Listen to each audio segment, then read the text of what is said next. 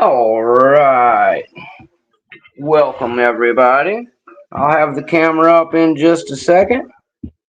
Just making a few final adjustments, and I've got to go run and grab a couple of tools from the Mountain Mick toolbox in my room.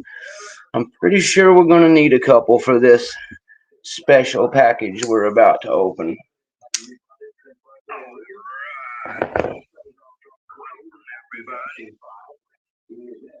Hey, everybody in the chat. So far, we got Black Smoke Joe. What's up, Black Smoke Joe? We got Delbert. Hello, Delbert. We got Watch My Mustang. My boy Mustang in the chat. Welcome, Mustang. You're going to be the guest of honor for this particular proceeding, so I'm glad to see you made it. Just give me a second to go grab a couple things, guys, and we will get this party started.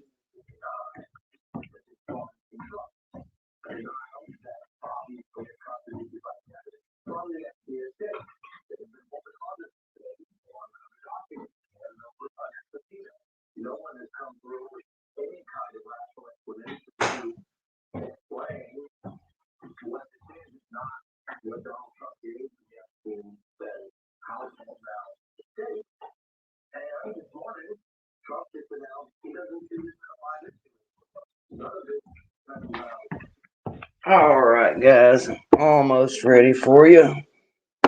Sorry, I had a lot of last minute things to pull together here. But I've noticed that even with the proper amount of warning to let everybody know there's going to be a live, I still somehow end up needing to give a little bit of time for everybody to scurry over and get in the chat and get comfy and get their seats in the theater all taken care of. So I try to give just a little bit of time while I'm getting my final things together for everybody to do their final preparation stuff. And hopefully it'll work out for all of us. I'm gonna get my massive set of keys ready. We're gonna need those for this video. Isamu Sushi, Mr. Happy, glad to see you both in the chat, gentlemen. We're just about to get fired up, turn the screen on, and have a great time here, guys. Just give Mick a few more seconds to get camera ready. Got to make sure I've got my good side ready for you guys. If I have a good side. I think the outside's the good side. It's the inside that's scary.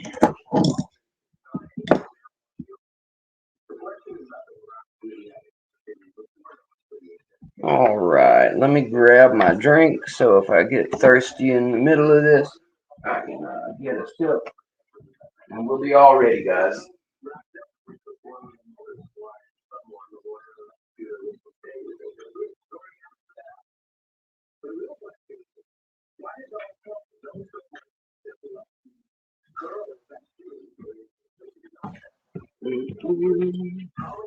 All right, we got my Coca-Cola in place.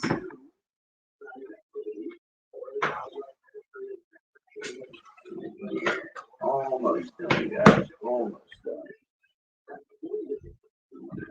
Just in case I decided to be smokeless. Gotta be ready for me too. All righty. Let's see what we can do here. And camera is going to be coming on, guys. Are we ready? Let's have some fun. Hello, guys. I am the Mountain Mick. I'm here to say hello to all of my friends before we get started today. We're hanging out in the Mountain Mick kitchen as usual. We have had some minor upgrades in the lab lately. Let me change this to the proper one. There we go. Welcome to Mountain Mick Live. Sorry guys, I still had the goodbye banner rolling from last time. I didn't realize they stayed up like that. Anyway, we're here to do a Mountain Mick Live Lockmail. I scheduled this one ahead of time by like 24 hours, guys. So I usually don't give that much forewarning about one of my lock mails or one of my lives, but I felt like it was an appropriate time to do it for this one, guys. This was actually part of the reveal I had hoped to show you guys on Saturday, but the mail had different plans for all of us, and fortunately, I had some other cool stuff to show you anyway. So Mountain Mick kind of got lucky on that one. So in just a second, I'll be showing you what I've been waiting all this precious time to get my hands on. I'm really excited about it. I have not opened even the box yet, so there will be some light assembly required.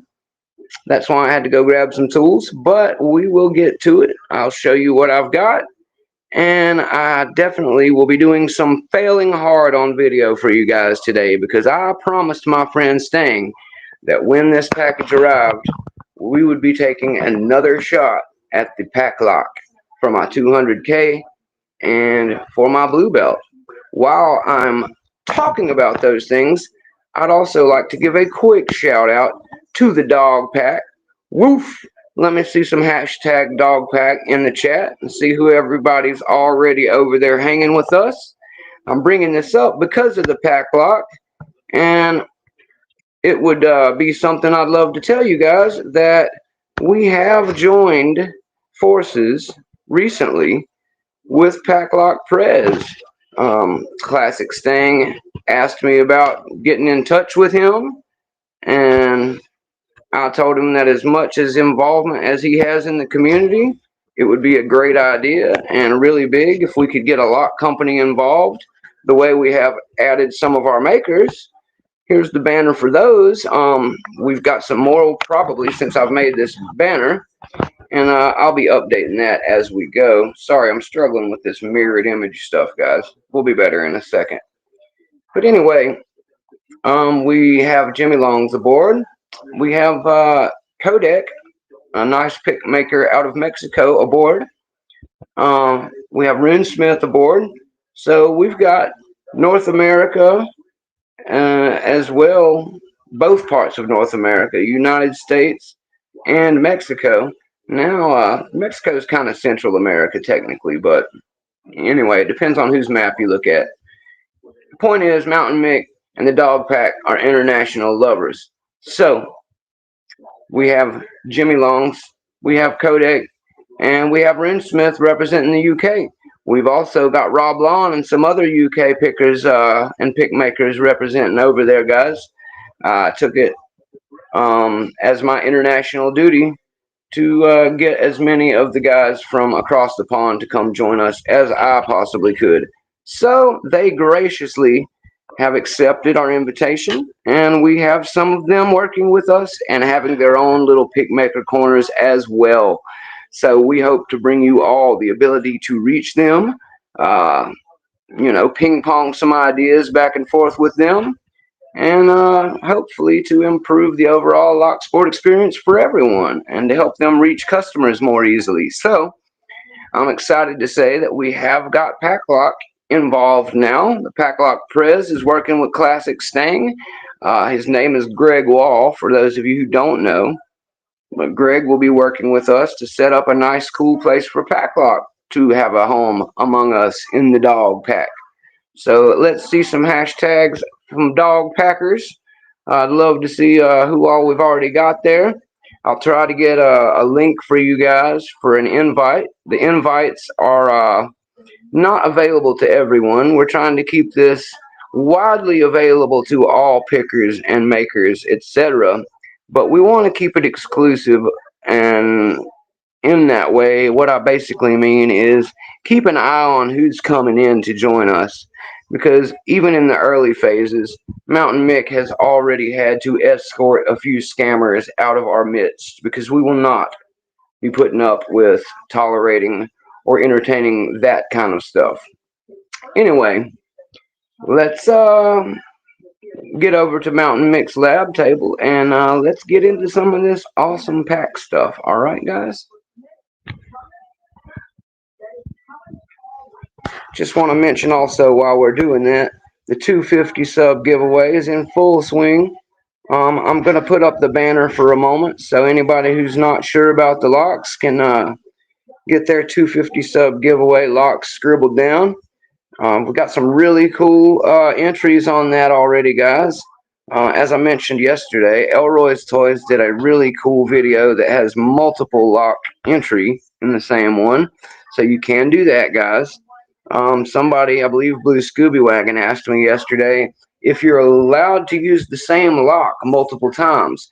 Absolutely, guys. If you only have one of these locks and you only have one of them, Mountain Mick wants you to have as many entry possibilities as possible. That's what we're trying to do here. So the rules clearly dictate from Mountain Mick that you are allowed, even encouraged, to use that same lock. Make as many entries as you like. You can even do it in the same video. As long as if it's guttable, you gut it down at the end of picking it all those times, and there's no editing nonsense in between. That's all I would really ask of you there. So, just wanted to bring that up. And while it is not required in any way, I just want to tell you guys a really cool story. Crow Llama made a couple of entries the other day, and one of Crow Llama's entries was a blind pick, which is where a picker gets a new lock and pulls it onto camera, still in the unopened package, and picks it with a clock running to see how long it takes them to get their first pick on one they've never touched. I greatly admire this skill. It's a good exercise for pickers who are starting to get really up there in their skill level. And I just want to give a tip of my hat to Crow Llama for that video because I really enjoyed it. I always enjoy a good blind pick video. Now, let me sit you guys down. We'll do the old camera switcheroo, and we'll start getting into some of these goodies, all right? That's the idea. So, boom, there we go. Now we've got our over-the-shoulder Mountain Mick Classic view going on. All of our favorite things are usually here. Anybody worried about the ducks and Skip? Don't worry, they're hanging out there with Mr. Happy. They're just helping to hold up our Lockpicker's Bench sticker. And this package is from Lockpicker's Bench, but in that way, I mean it was sent by them. It's actually a package that my good brother Classic Stang has sent over for me to enjoy. I will be opening it just in a moment when I get over here to sit down, and we will see what kind of goodies Classic Stang has sent to Mick, and we will break out good old Mr. Vice here from Harbor Freight, and we will get going on that. Also, Mr. Happy, I have not put one of your awesome stickers on anything yet, sir, and I believe that the Harbor Freight Vice is ready to acquire a cool lock on it sometime. So perhaps sometime I will be adding a beautiful Mr. Happy sticker. Thank you for that, my friend. I will be adding one of those to the Vice so I can show good support to my friend Mr. Happy whenever we break out the Vice. I would put it on this awesome tripod you sent me, Mr. Happy, but then nobody would ever get to see it except me. And I really want to share you a little more than that. All right, guys. So let me get around here and we will get going. I'm going to check the chat, see what you guys are up to, and then we will get down to business.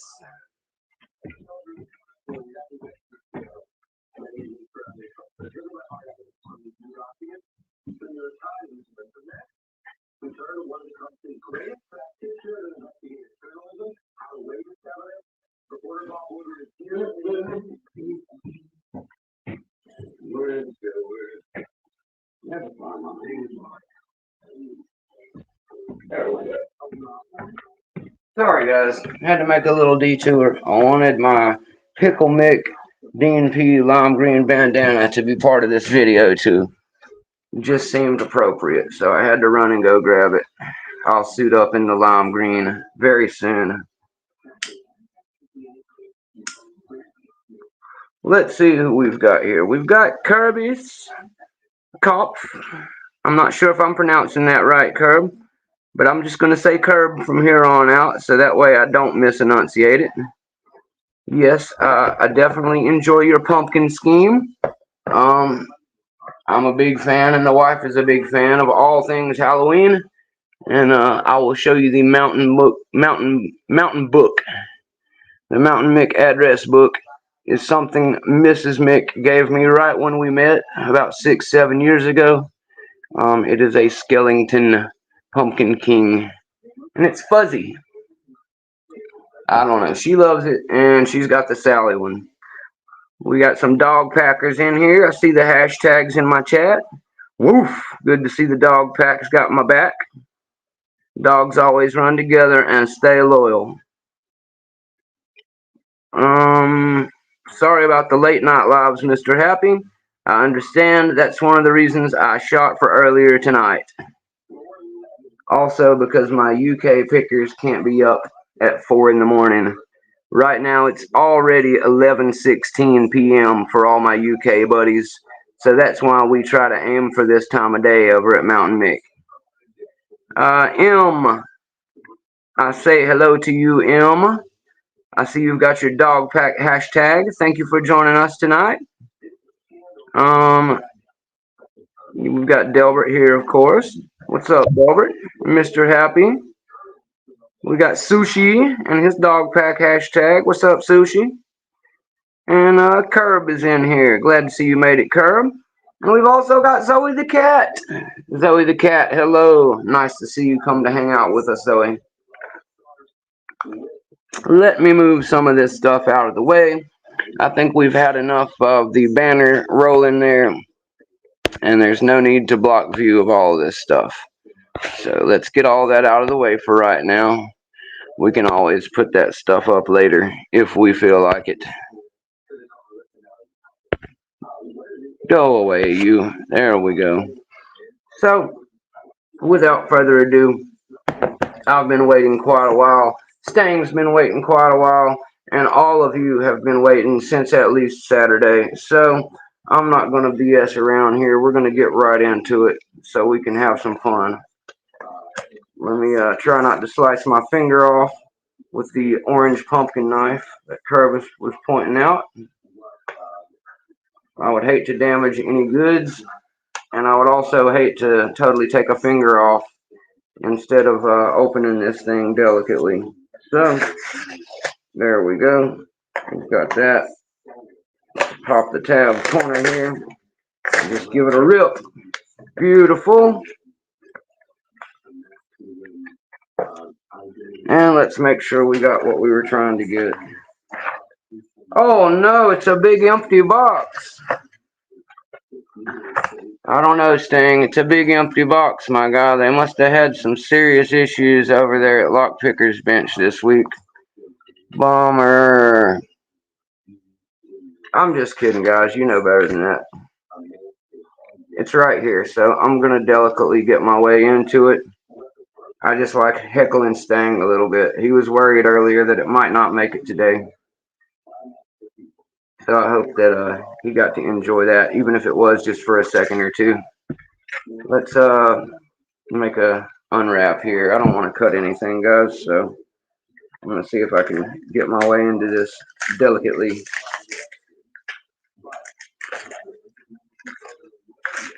Alright, delicacy's not going well. It's time to cut.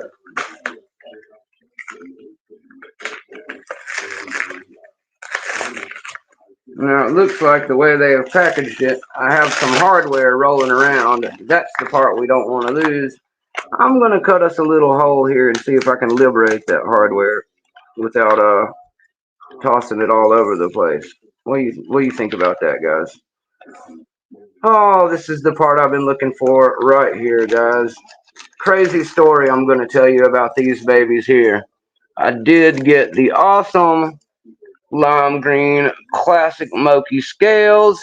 Thank you, Stang, for making this dream a reality for me. These, because of the lime green especially, have been drawing my eye, my Kawasaki loving heart, since the day I first saw them.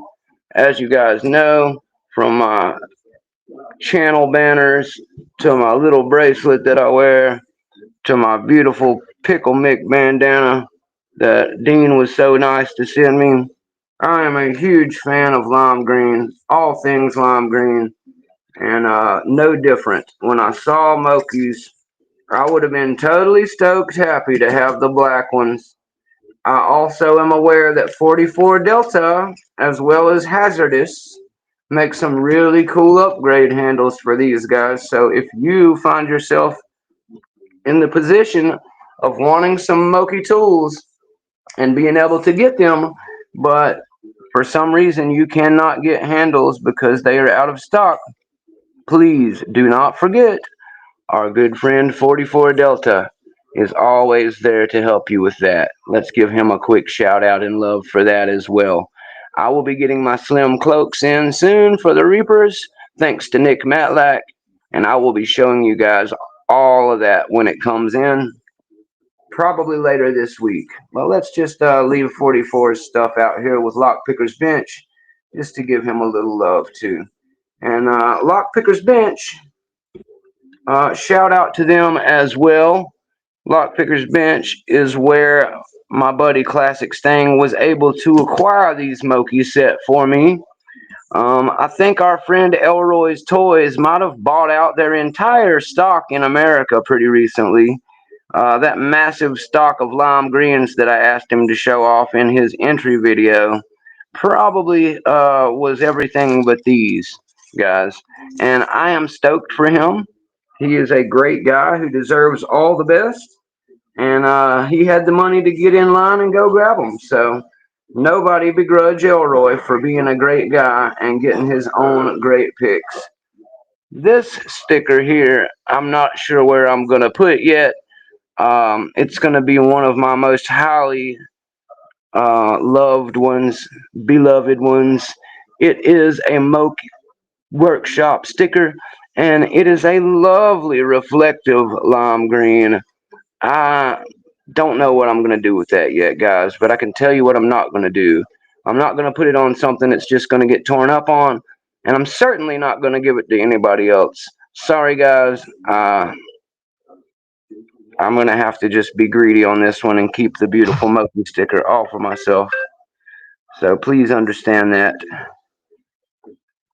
I have reached out to Moki, and if Moki, if you see this, or if one of your friends who speak to you directly see this, I know you're a busy man, and I know that I'm kind of fangirling on you here, but I'd really, really, really love to have you come over to the dog pack with me and Stang and set up a really nice spot for you to talk to people and advertise your stuff, bounce ideas that you have off of the community, and to get some cool community participation going. I know that we're in the bit of a problem with shipping affairs these days, but that cannot last forever, sir. And I just want you to know that as for myself, Mountain Mick, as for the dog pack, we fully support you, sir. We really are looking forward to using more of your tools in the future. My buddy Stang, the lockpicking professor, he's got a nice big set of Moki, and he loves them. A lot of my people here that are friends that hang out with us also are big, huge handed fellows like myself. They love hanging out, playing with their mokes, and much like my friends who love their big old Jimmy Longs, this is kind of the other side of the world option for that, guys. And just for comparison's sake, if you're a big ham-handed fellow yourself, I'm going to get one of these together in a second and I will show you. But this is a standard Jimmy Long beside a Moke Workshop handle, guys. All right. So believe me when I tell you, they are a little massive. If you're a little-handed person or you like smaller popsicle stick styles, there is nothing wrong with that. And if you're opening locks with them, great job for you. Multi-pick may be a little more up your alley, or covert instruments. Also, if you find yourself with those and you want to get yourself some nice handles, just like everything else that I mentioned, our man 44 Delta, he's got you covered on that stuff, guys. He's got some really great options for all of your round Reaper shaped popsicle stick styles. Doesn't matter if it's, say, a Greyhound pick, or if it's a Southern Specialties like the Greyhound, or if it's just a regular CI pick like the FNG one I've got back here, or even the Reaper set that I need to pull out of my pocket. The Reaper set also, they make handles for that. And my boy Waltcade makes the cool 3D print handles that also will fit those, as I've shown you guys. Now, let's get into the really fun part of this. I'm not going to show too much of this piece. It's got me and my buddy Stang's addresses on it. And hopefully I didn't spend too much time leaving it laying there. But rest assured, I will have a new address soon in Florida. Me and Stang will be very close by each other in Florida. And if you bring any drama to me and Stang, you will not make it. Watch The Adventures of Florida Man. You will know what I mean. Alright, so we've got one of these really excellent hard plastic shipping case things. I really love these, no matter who uses them. All the pick makers that send out picks, pay attention to these things. They're the best thing for picks to be sent in. And whether you've got the small one with just a few jammed in it, or whether you've got a big, nice one like this Gold Digger set came in, they do really secure the picks in a way that they will not come broken or bent in the mail. And that is fantastic. Although I think most of the ones we buy are so strong they would survive a pretty good beating. It's nice to know that we're getting them without that beating taken. So, thank you, Moke Workshop, for using this really cool container. And I will be using this also to continue holding on to some of my cool picks. And should I need to send a big, massive pack of picks to one of my friends, I'll have a nice container to do it in so they can receive unbent picks as well. Now, let's set this thing back here.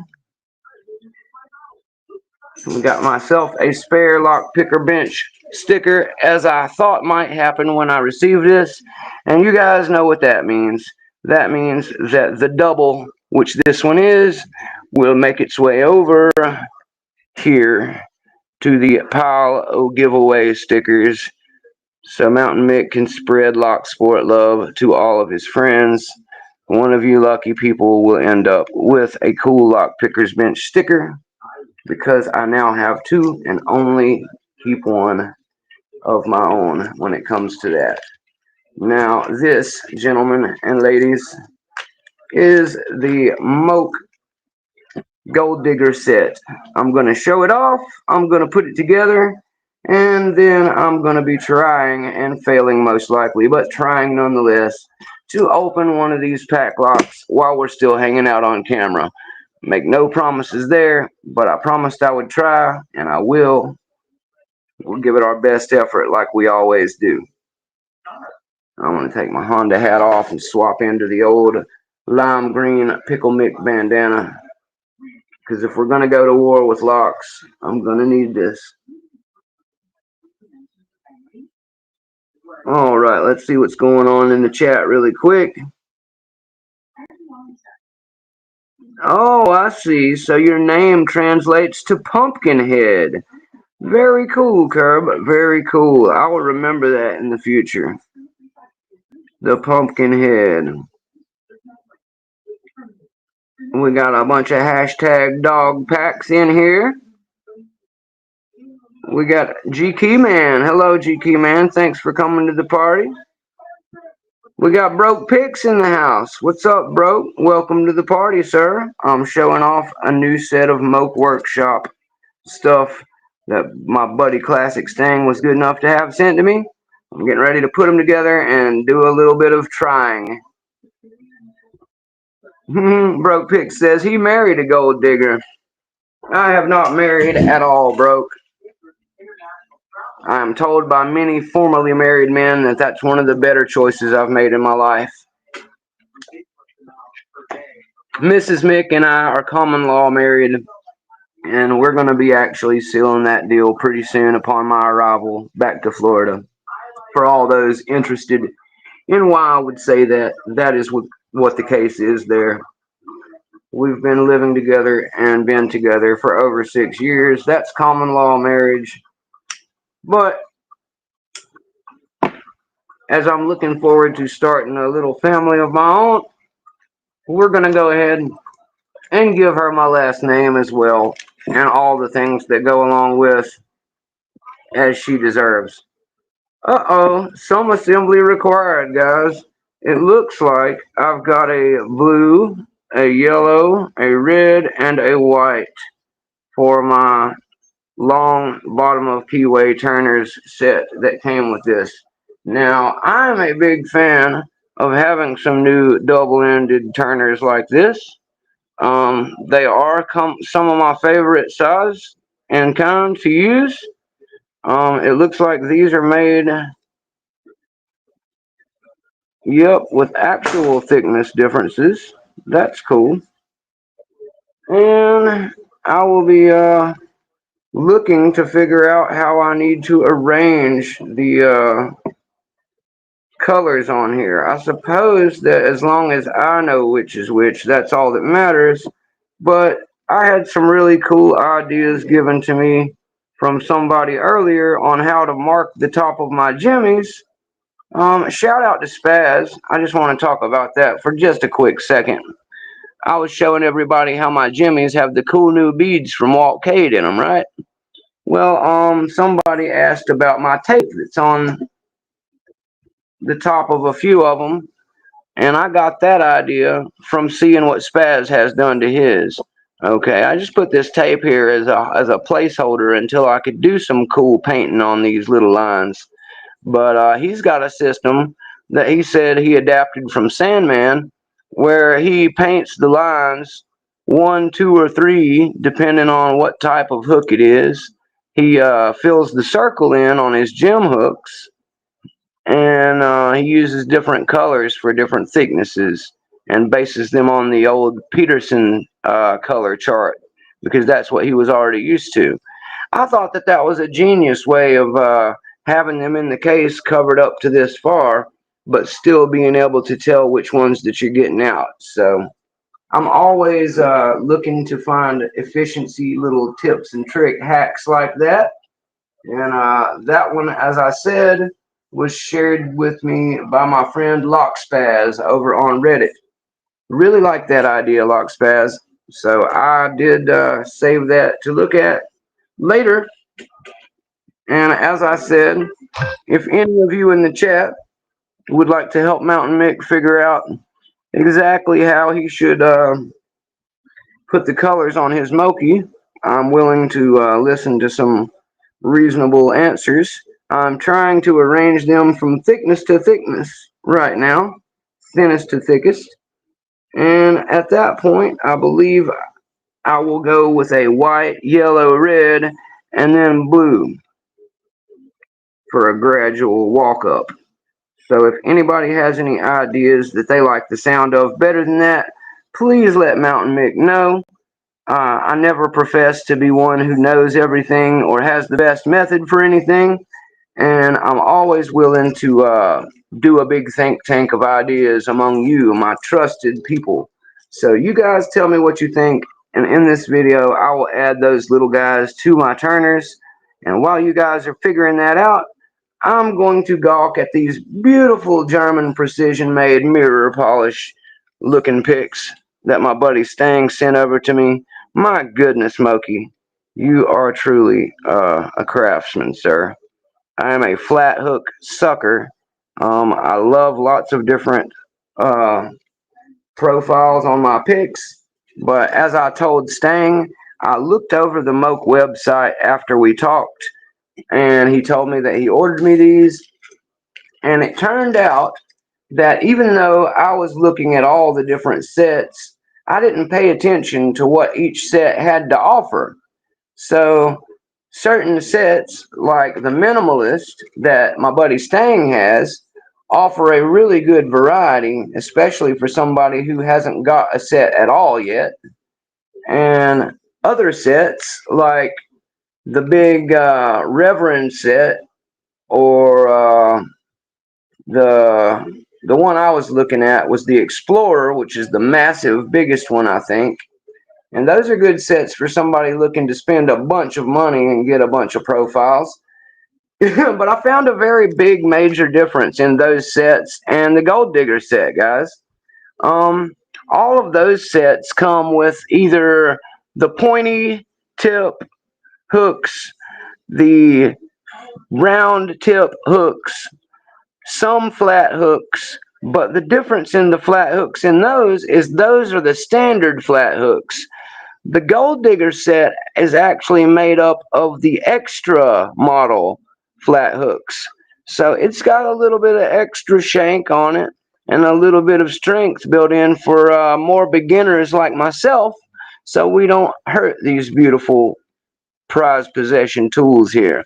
So if you're just starting out, especially, or if you're just starting to get into intermediate picking like Mountain Mick, it's probably a good idea to get yourself a Gold Digger and build outward on that, because you won't have to spend as much money, and you'll get basically the three things I think, or the two things that I think all pickers should really start with when learning. I would honestly advise this set to anybody who wants a cry once, buy once kind of set and wants a starter kit, because much like the Sandman set from Multipick, which I also think is great, it is a top shelf kit of tools. Eventually, I would add top of keyway because Moki has a really fantastic looking set of flat bars, and I'll get into that in a second. But for just starting out, these are the profiles that Mountain Mick loves the most anyway, right here, guys. I mean, literally having a flat hook instead of a pointy or a round is better for learning and getting that good underseat with the pins. And as you can see here, they have given me basically three depths, which is what you need most, guys. You need to have like a low short, a medium, and the deep is for rarer use. But when you need that deep, you need that deep. You know what I mean? And the rakes, again, Mountain Mick is not huge on raking and rocking, but it has its place as a discipline for sure. I've discussed it many times, and this, the triple peak style, known as the Bogota to many, is one of my favorites, guys. I like a smooth version as well, like a worm, but for starting out, I think that the triple Bogota style is perfect as a rake for rocking and all types of scrubbing and zipping. Therefore, I must say, without having tried them yet, that this collection as a 4-pack is perfect for a beginner set, guys. Really, it is. Um, I would also say that for beginners or anyone, it's a real bonus that Moki, in his genius, has done something I've yet to see any other maker do. Most of you already know about it, but I think it's worth mentioning. Look at that, guys. A beautiful second profile that matches the one that's on it, built into the steel of the handle. How how can you mess with that, guys? If you tear it up, you can just take your snippers and snip it off and move your handle back to the other side, and wham bam, the resurrection of your Moki pick will be complete. That is genius, guys. You're not going to lose much in the category of feedback with that being cut out, and using that metal for a second set of picks is absolutely genius, guys. I can't say enough about how good that is. So they will be hidden in the handles and wait the day that they need to be called upon. But that makes buying the Moki picks even more justifiable on your wallet. Because when you buy a nice Moki pick, try not to think of it as buying a 4-pack of the most exquisite, high quality German steel handmade picks that one can own. Try to look at it as buying an 8-pack for that price, because you are getting 2 picks out of each pick. And while you won't be using them at the same time, if one of them were to break, you would immediately understand the value of already having it on hand. So I think it's genius, and I'm going to start putting these handles on, guys, so we can play around. Let's see what you guys are talking about. Brett Sucks says blue should be the 50, white should be the 40, 32 should be the red, and 25 the yellow. Interesting, Brett. The only thing different for me that I was thinking was that the red and yellow be swapped. But I like where your head's at. Red should be your most used. Okay, I can see that too, Mustang. But that would make the 40 a red for me, because 40 is the one I probably reach for most. So Brett Sucks has informed me it's the same as the Longhorn set from Southern, only without the red, or I'm sorry, without the yellow. So this would be a Longhorn set, and then the yellow would be the extra small. Okay, Brett, I think I'm on board with that, my guy, because I actually was going to order a Longhorn set, and I'll end up with one anyway when I get the heavy dogs. I'm going to get the heavy dog leg set so I can support Greyhound's initiative of picks there, and because I want that really sweet leather package, and because I would love to get some more dogs, the heavy dogs, the elephant trunks, and all of those, and one of those deep leg dogs, as well as the chaos rake and whatever else Greyhound comes out with. I definitely would love to have the entire pack. The bandana adds +2 to picking, says Delbert. Yes, Delbert, that's correct. Much like Karate Kid, you must put on the bandana, Grasshopper. It'll keep the sweat from your eyes when you're having a nervous breakdown from that long picking session. Brett Sucks. I'm glad my chat is visible tonight. Yes, Brett, you will always be visible here at Mountain Mix, sir. You'd have to stray pretty far outside the line to catch a ban or a spanking here. We welcome your belligerent friendliness, Brett Sucks, at brettsucks.com.org.uk. Everybodylovesbrettsucks.com.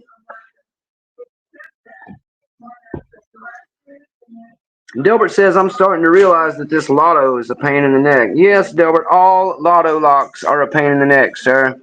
I hate them more than life itself. When it comes to locks, I prefer a metal body. Mustang says the flat turners are just a little longer than the flats that come with the Sparrow's curve turners. Yeah, Mustang, that's kind of what me and you were talking about. I really believe that I'm good on turners at this point, if I'm completely honest. I think that between the Moki set that you just sent me and is there a better way to put these on, guys, or am I just snugging them up, pushing them over the short curve? Is that just going to be the way it has to go? If somebody's got some hack to getting them on there that I need to know about, now would be the time to tell me. But I feel like just walking them up over the short end is going to be my only real way of going about it here. And I probably should have used some kind of a lube to get them on there. I don't want to mess them up. So if you guys can tell me about that before I do so, that'd be great. I'm going to start putting these beautiful lime green scales on the Mokes so we can get down to some picking. Yay. So we will take and do this the Sandman way, I guess. We'll take 1, 2, 3, stick them in the back, and they will all be the females. And then we'll lay a pick over top, and then we mince to screwing them down in there. How's that sound, guys?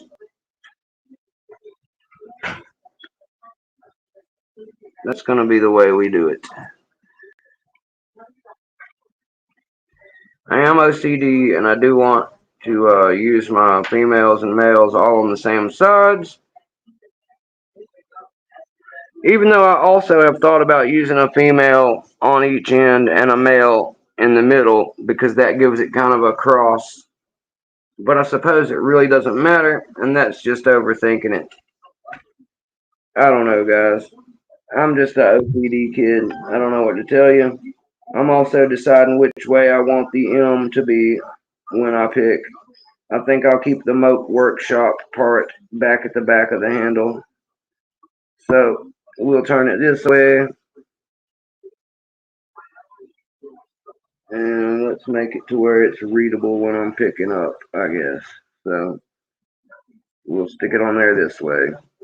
Yeah, that's right, guys. I'm doing it out loud so you can understand the massive amount of overthinking that goes into doing something like this when you're mounting Mick.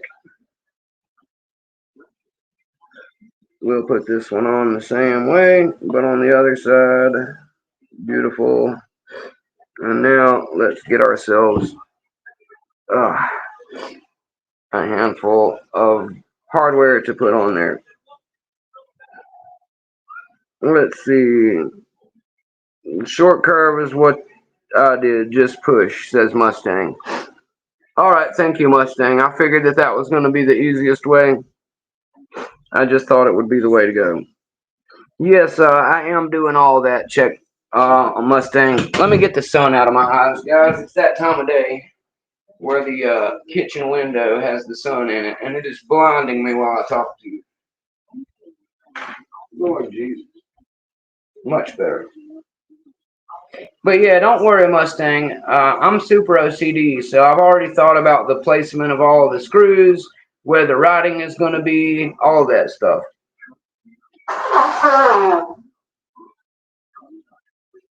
Ugh. Rest assured, my friend, something this high quality I will not half-ass. I'm feeling like a kid on Christmas thanks to you, Stang. So really, really, from the bottom of my heart, thank you for this stuff, guy. I love you, my brother. Even though this really started before we started putting together all of our other works that we're working on, before the dog pack, before all of that, when me and you were first in the infancy of our friendship, you had already placed this order for me and sent it over, and I really appreciate it, dude.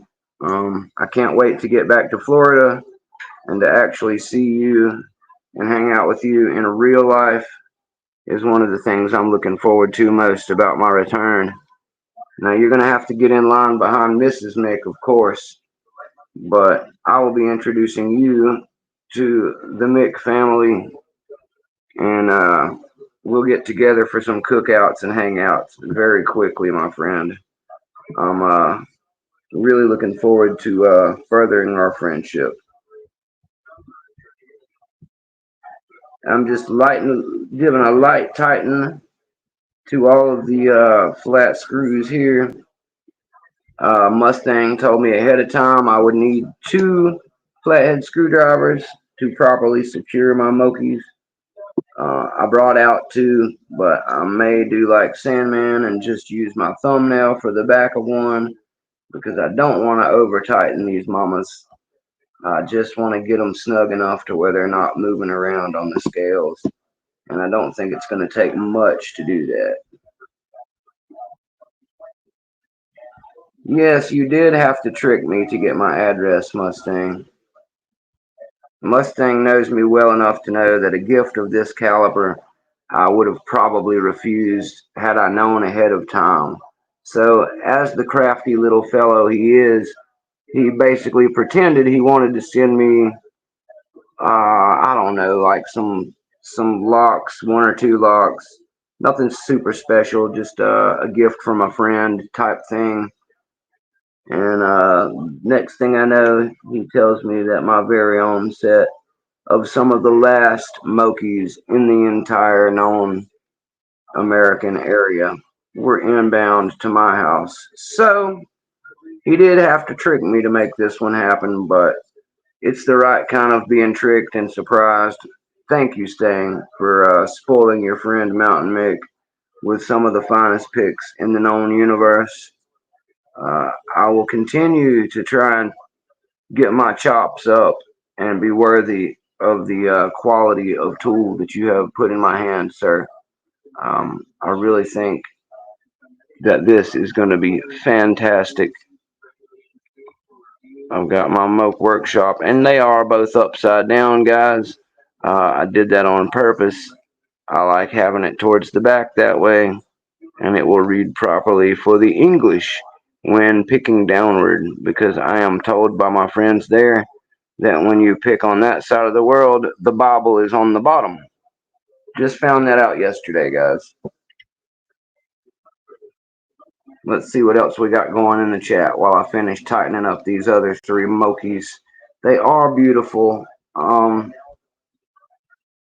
just overwhelmed by how pretty they are, Stang. I knew that they were going to be pretty, but I think just like people usually say about pictures not doing something justice, the craftsmanship on these original Moke Workshop handles and the hardware, and especially the care that went into cutting and polishing and tumbling these profiles, really, pictures don't do these justice, guys.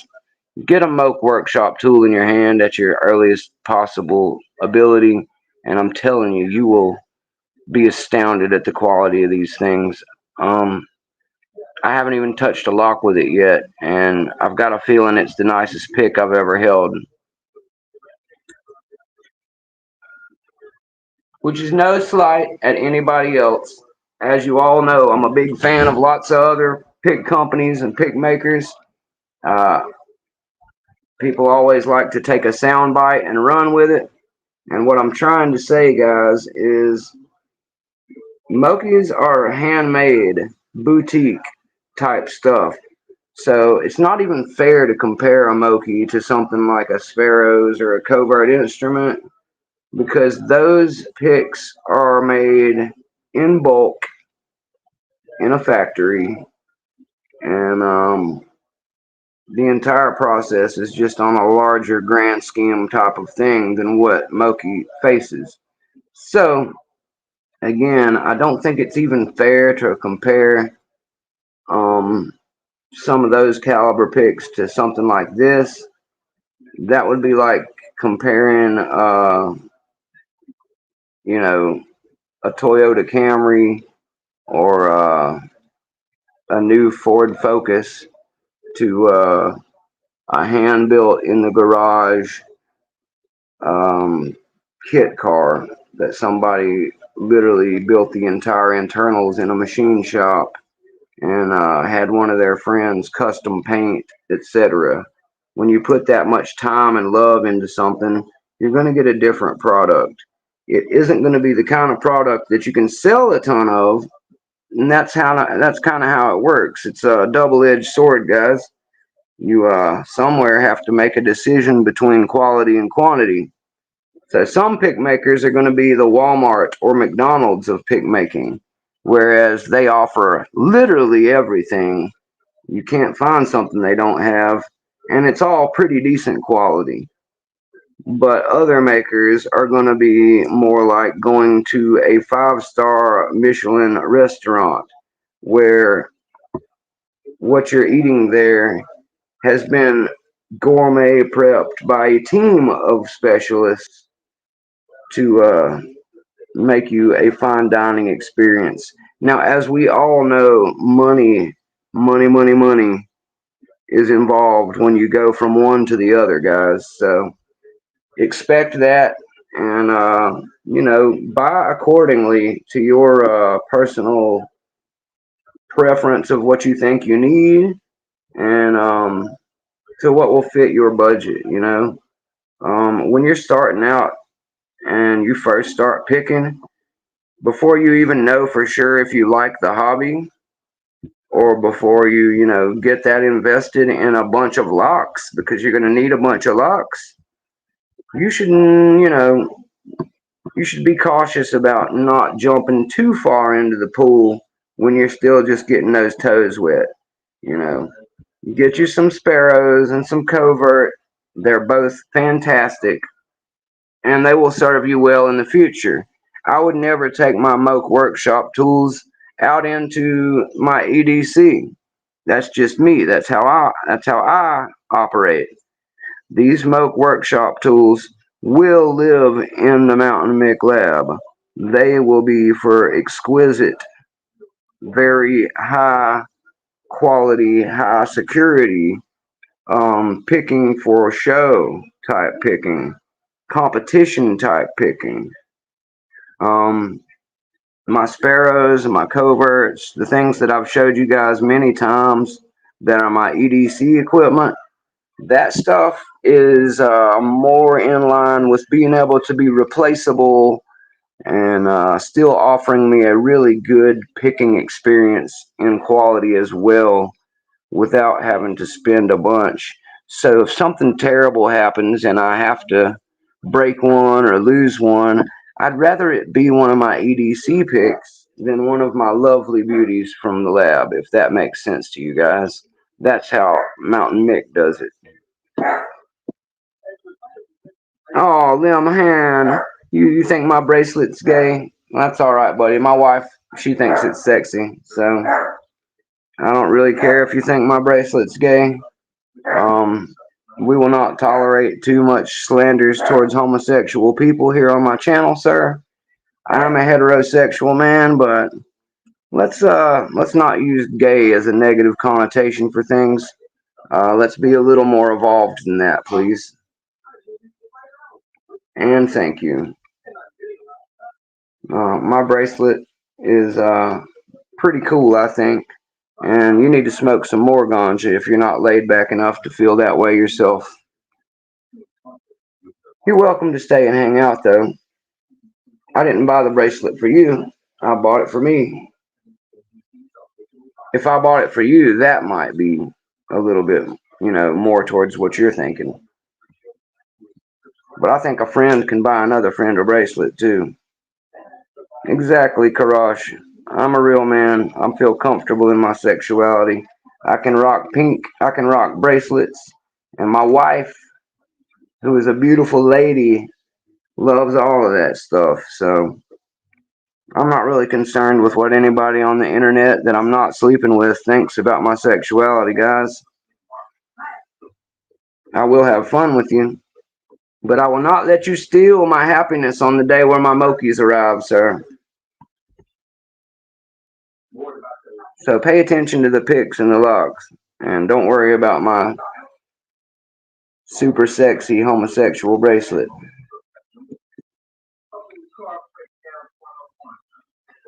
My boy Skip likes this bracelet. He told me to pick him up one last time I showed it to him. And he is a straight dude, a straight up dude, and an older guy. But he loves ganja too. Everybody's got different styles and flavors and tastes, guys. And at Mountain Mick, we're inclusive. I don't mind what you like, what you do with your life. I fully support everyone's right to be happy and do the things that they like and enjoy. So that's just how I'm going to promote it here, and that's how I would anywhere else. Oh, yeah, Curb, I get that. An orange bracelet would be cool. I'm not opposed to that. This is actually a ganja bracelet, too, by the way, guys. I just keep it turned the other way. It's actually a dispensary bracelet from True Leave in Florida that says legally medicated. Doop, doop, doop. Legally medicated by True Leave. But I keep it flipped the other way, which is obviously not because of the ganja purposes, since I have a weed one right below it. I just keep it flipped because I like the lime green, which, as you can see from all the things I've got set up here on the table, lime green is the thing I'm a fan of. I'm going to lean into frame just to show you guys that I also am wearing my awesome lime green bandana. I love my bandana. I got it from Dean P. Dean was sending me some goodies that I bought from him, and he was throwing in some extra goodies because that's the kind of thing we do for friends. And he asked, because he had a massive amount of bandanas, if there was one that I would like. Well, I love bandanas, and I've been looking for a couple years to find a cool lime green one because they always seem to be out whenever I go to the store. Well, Dean had a lime green one, and he sent it to me, so I'm happy to say I have one now, and I wear it for my lives and stuff all the time. Big fan of it, so thanks to Dean P for my lime green one there. Yes, lucky wife indeed, Akarash. Lucky wife indeed. And I think she would agree. I can't wait to get back to her and make her a lucky mom as well.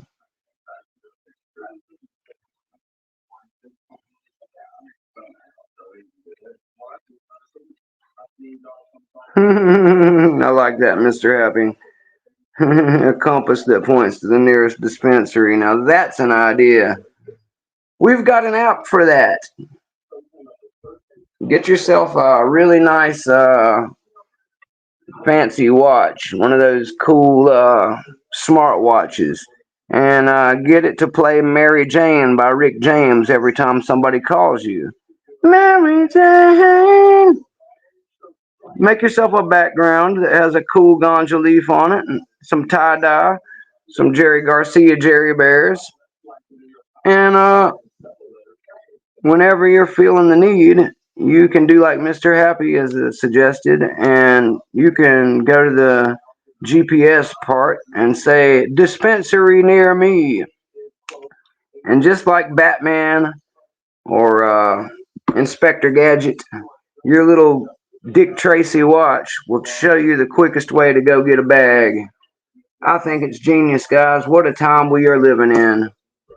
All right, guys, we got one more to go. Look at these beauties. Look at these beauties. I got one of them sort of backwards, but that's okay. I've been trying to work in a hurry to get this done for you guys, so later I will swap this one around in the middle here. Maybe it'll help me decide which one is the low hook that I use the most since it's flipped around. That's going to be the one I use most anyway, so I may leave it that way just so I can see with the M up top that that's the one I'll be reaching for most. Now, with that in mind, let's make sure I don't do that to the other one. So, all of them are facing the right way. On this one, we're going to need both of them to face down on this one. Boop, boop. Let's get our hardware going. Let's make sure I'm not leaving big oily fingerprints in there. Big oily fingerprints eat metal, guys. So even though I am putting handles on these things, I would prefer not to leave my big oily fingerprints on my profiles. So I am giving them a quick wipe with my shirt before putting that last hardware secured. Call me crazy, call me obsessive. You'll be right either way, but I do like taking care of my things. And also, since we are almost done assembling them, let me also send a massive thank you again to Lockpicker's Bench because, as I was going to tell you guys, my boy Classic Stang ordered me this set right as they were starting to run out of everything, guys.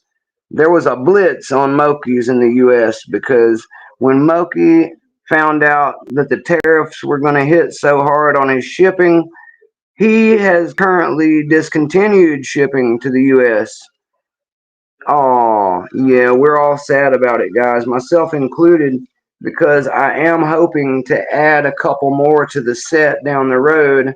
I didn't get around to finishing telling you guys that I found another site in Great Britain that will ship to me.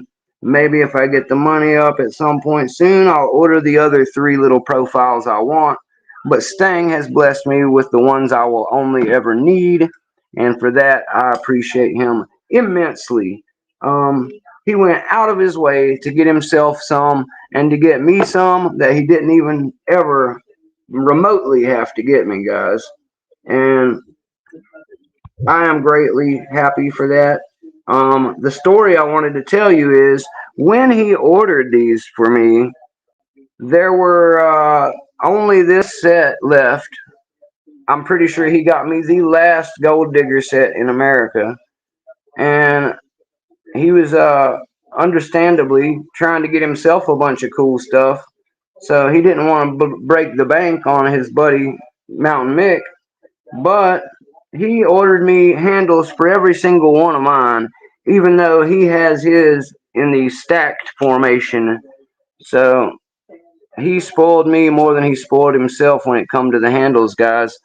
He sets his up like this with the sandwich style, so one's coming out at each end. I think that's really cool, and I really want to thank him for getting me a handle for each. He didn't have to even get me these guys, so for him to go above and beyond again and to get me the handles for them, I really appreciate that, Stang. Um, what I'm trying to get to telling the story of is that when Stang ordered me these bad boys, it already said on the website that the lime green handles were sold out. Oh, yep, that's a fact. And Mountain Mick really wanted some lime green handles, but he was also raised to not complain about something really cool coming his way. So I was mega stoked to be getting these, even with the black handles, guys. And I'm pretty sure my friend knew that. So he ordered them for me anyway, right? And I was mega stoked. Well, the next day, Stang could have kept it a secret from me, but he was so excited he told me anyway. And I'm glad that he did because it really made my day that next day. He told me, I've got bad news, kind of. Should I even tell you? And I was worried that maybe something happened and they didn't have the picks in stock anymore. So I was frozen in terror while awaiting his response. Well, Stang quickly responded and told me it turns out that I just got an email from Lockpicker's Bench, and they had a fire or something, and they no longer have any of the black handles that I had bought to go on your picks. And I'm like, oh man, that is a bummer. And he said, but they sent me an email saying that somehow they managed to find just four of the lime green ones still at the shop. So they were emailing him to see if it would be quote unquote cool if they swapped out the black handles for the lime green handles. Imagine that, guys.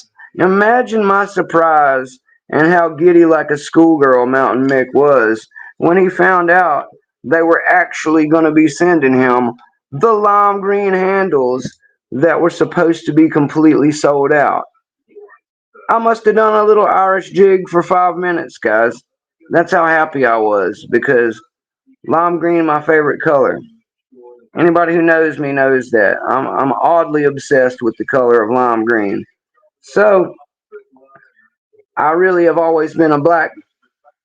Well, I was going to say a black man, but I've never been a black man.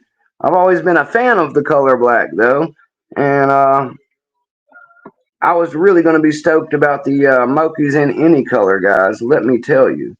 But when this little happy accident happened, and it turned out there were going to be some lime green handles for Mountain Mick, I can't say that I was sad about that one bit, guys. It made me really excited all over again. Like, I was already super excited when Stang told me, hey, Mick, I ordered you some Mokis. And I was like, you crafty bastard. You went behind my back to get my address, and now you're sending me the pics of my dreams.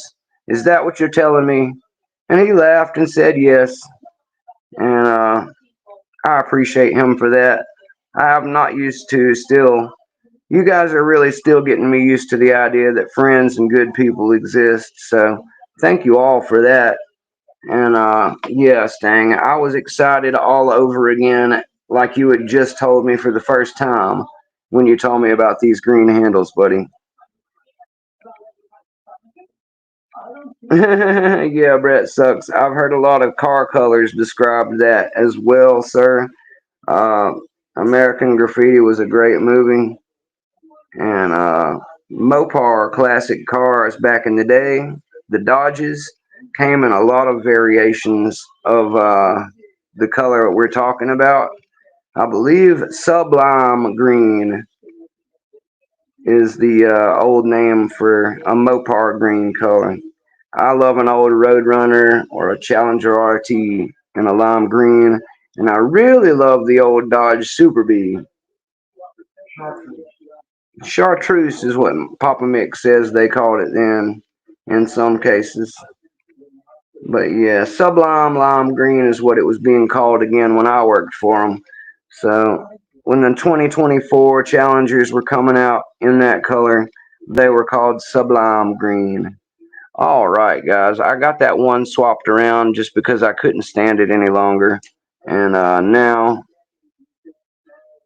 I've got my beautiful Moke Workshop Gold Digger set all set up, ready for action with the picks.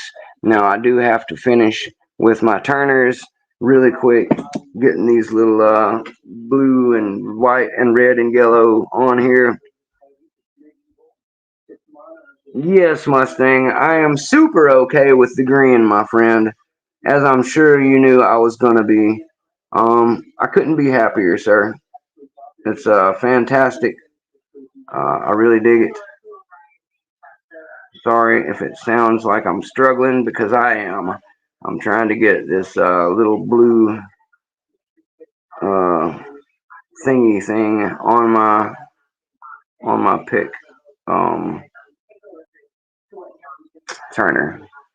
I'm thinking about wetting these guys. What do you think? You think maybe a little bit of lubrication would help to get this thing on a little easier? I didn't think it was going to be this difficult to get them on there, but I don't want to tear them. They almost feel like shrink tube, already shrunk. And it makes me think maybe a little bit of lubrication would help. British Racing Green. I hear that, Brett sucks. That's a color I'm very familiar with as well. You know what? Let me make sure I'm using the right sizes here too, guys.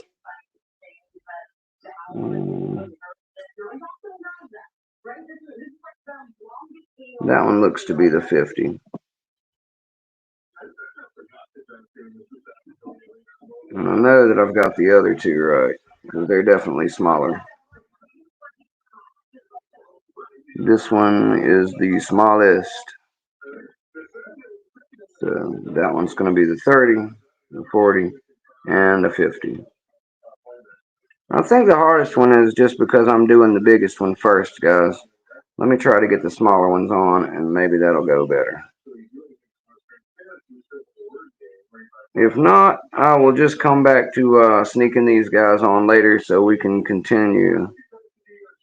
Just push with one finger, he says. I don't think you understand, Stang. Push with one finger is not going the way I would like it to, sir. Now, it did work a little better on the small one here. Pushing with one finger, like you're saying. Now it's going on. All right. You're on to something there, brother. I apologize. I think that you got the right idea. Pushing the front of it at the top. That's going to be the way, guys. So, yay. I was able to get one of them on there. Also, just out of curiosity, did you guys shrink these when you put them on, or did you leave them flopping around? I'm going to leave them flopping around for the purpose of this video, of course. But I'm just curious if anybody heated theirs to shrink them on down a little further. What do you guys think about that? Let Mountain Mick know. And I'm going to finish doing the old one finger push that my boy Stang has taught me is the way here. Seems to be working pretty good so far. Thank you for that, Stang. I was very much struggling to get these bad boys on. And there's always a better way to do things, guys. That's why I've learned long ago in the garages of life that if you're struggling with something, you probably are doing it the wrong way. There's got to be an easier way, almost always.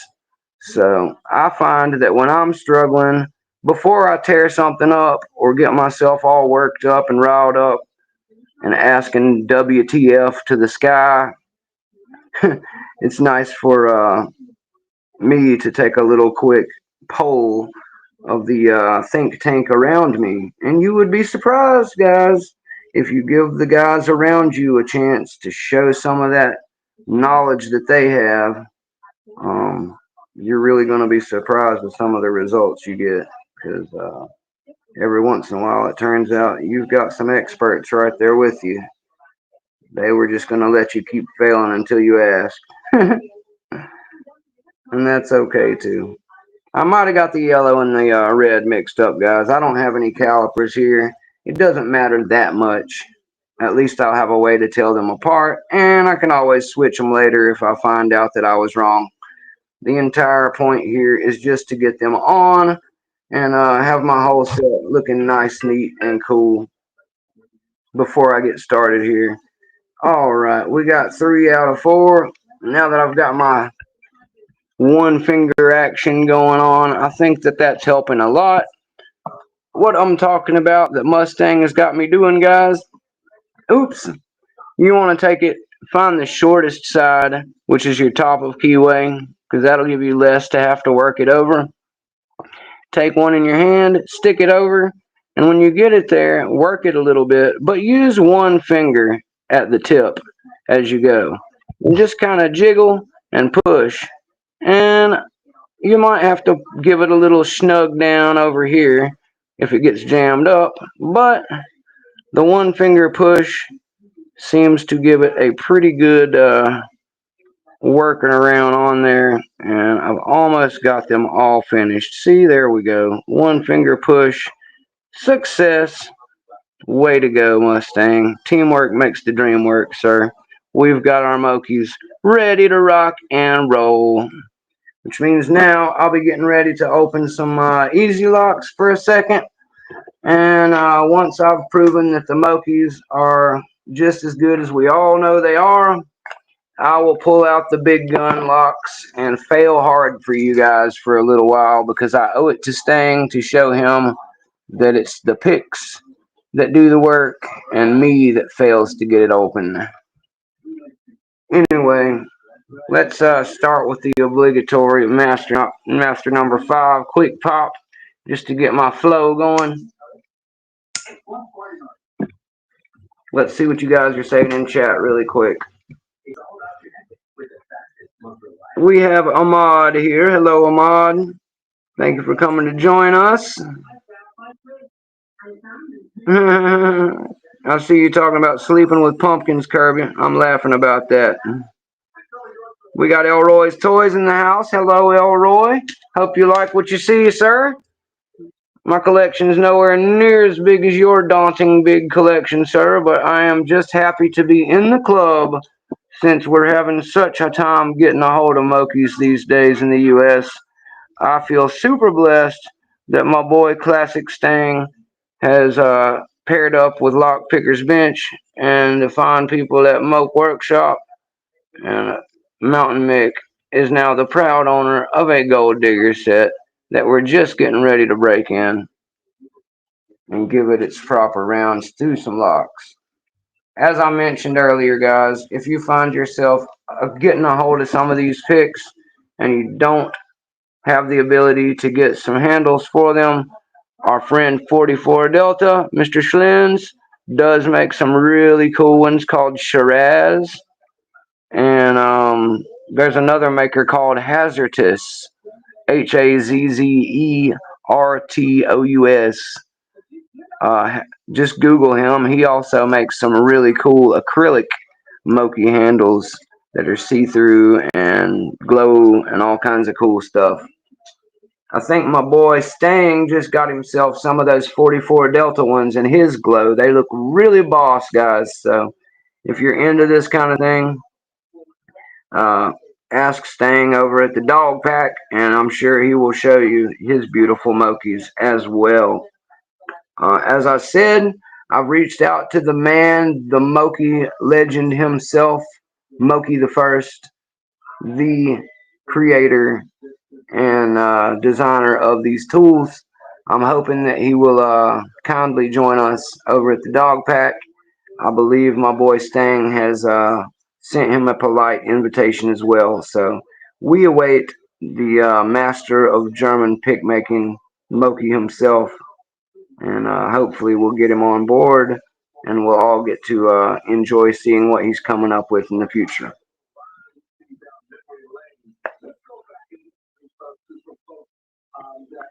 What lighter are you talking about, Mustang?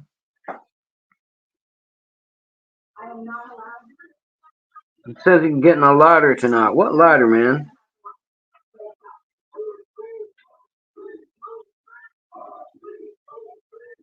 Sorry, I missed something with you guys talking about the vices. Ah, yes, Chuck Soup. Putting it in the vice to push on both hands. That would have been a cool idea too, sir. But yeah, doing the pinch and pull with one finger worked out pretty well for me. So Brett Sucks said he picked a challenge lock that was made by Moki. That's cool, Brett. I didn't know Moki had a challenge lock in circulation. But he is a lock sporter just like us. I try to tell people all the time, all these lock picking legends, they're just regular folk too, guys. They're a little bit more inhuman and not mortal like some of us when it comes to picking locks, but at the end of the day, they are people too, and they are hanging out in the community. So, say hello to them and try not to fangirl too hard like I do sometimes. Let's see if I can use my beautiful new Moki set to open one of these trashy old Master Lock number 5s that I use all the time just for a demonstration of the tool purposes. I know lots of you say, but Mick, why would you use something like that on a Master Lock? Well, guys, I've said it before and I'll run it by you one more time. The reason why is because when I bring out new tools and I go straight to some super hard for me lock, like one of these Packlocks, for example, that we will be picking here in a moment, people who don't know might get the impression that the lock isn't the problem, the tools are the problem. And I would really hate for anyone to think that the Mokis are the issue when clearly it's just my picking ability or inability that's causing issues. So, for that reason, I prefer generally to start out with something that I know I can get open just so I can give the pick maker a proper introduction on the channel without anybody thinking, oh, that must not work good. Because you guys might not be surprised, but lots of people very quickly think something's wrong with the tool if I don't pop a lock in the first 2 seconds it's in my hands. So I try to avoid that by showing off a lock I can open first. Just trying to see if my red or my yellow is going to be the way I go here. Let's reach for that classic hook, the flat original. This is an original flat Moki, guys. I'm going to be using it to try and pick this Master Lock number 5. And let me bring you guys over here a little bit better. There we go. So let's break it in, guys.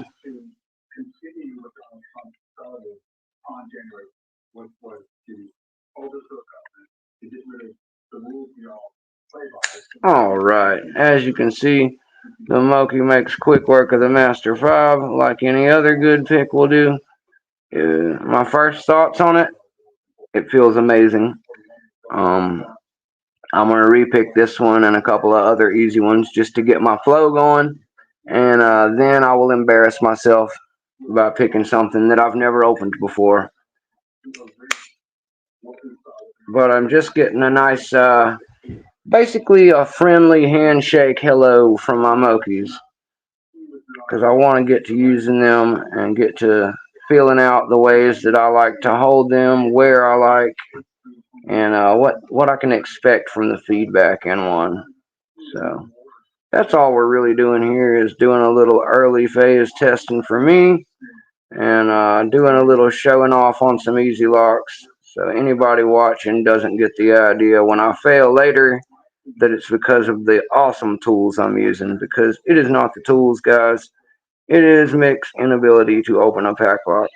And if it does swing open, I will be doing the happy dance, and I'll be using the video for 200K and blue belt. So look forward to that, guys. Give all your prayers to the lock gods. Cross your fingers and toes. Maybe, just maybe, Mountain Mick will get a fluke open on one of them. Sorry, guys. Let me try the rake really quick, actually. I'm anxious to see what a Moki rake feels like.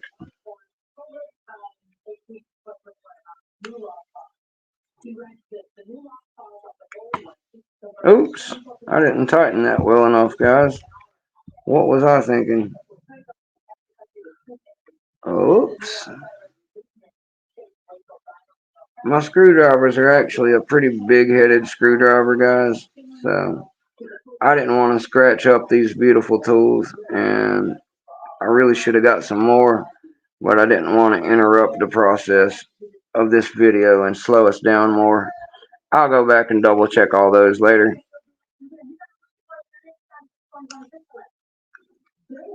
Beautiful. The Moki triple rake works fantastic. Naturally, I will be making a series of new shorts showing off the Mokis in action, and we'll see me slaying my way through some easy locks with that as well.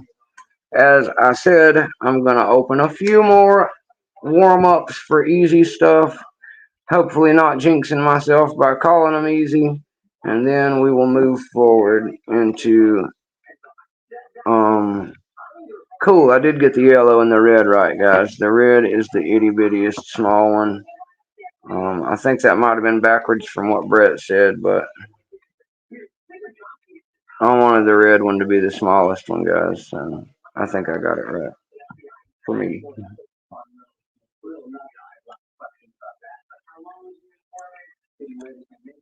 I really like the way these feel, by the way, guys.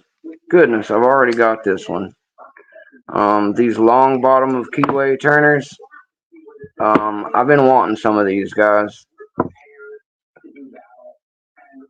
I discussed with Stang already that I really believe the best turners for a person to have, period, are a combination of the curved Sparrows turner set, which are similar, as Stang pointed out, to the Moki bar set. The bars from the Moki set are longer, and they do come with 6 size options, so they're pretty all-inclusive. I may get those in the future, but quite honestly, guys, these Sparrows flats from the curved turner set work amazing, and I love them. The curved ones work great. Work great for ergonomic stuff. I love using those. And I think I pretty much already told you guys many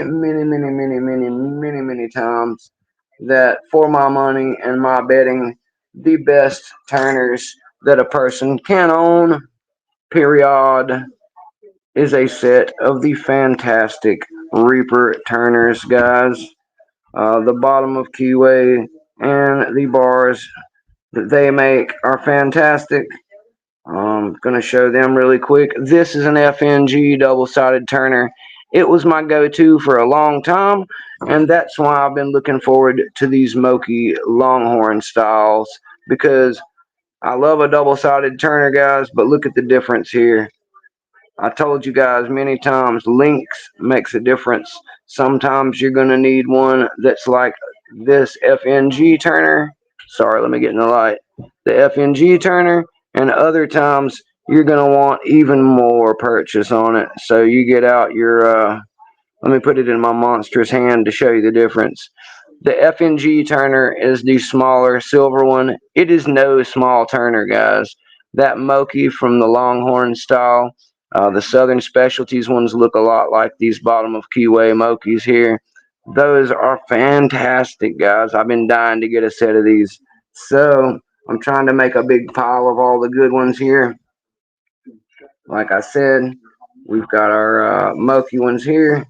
We've got our Sparrows curved ones here with the curved and the flat bars.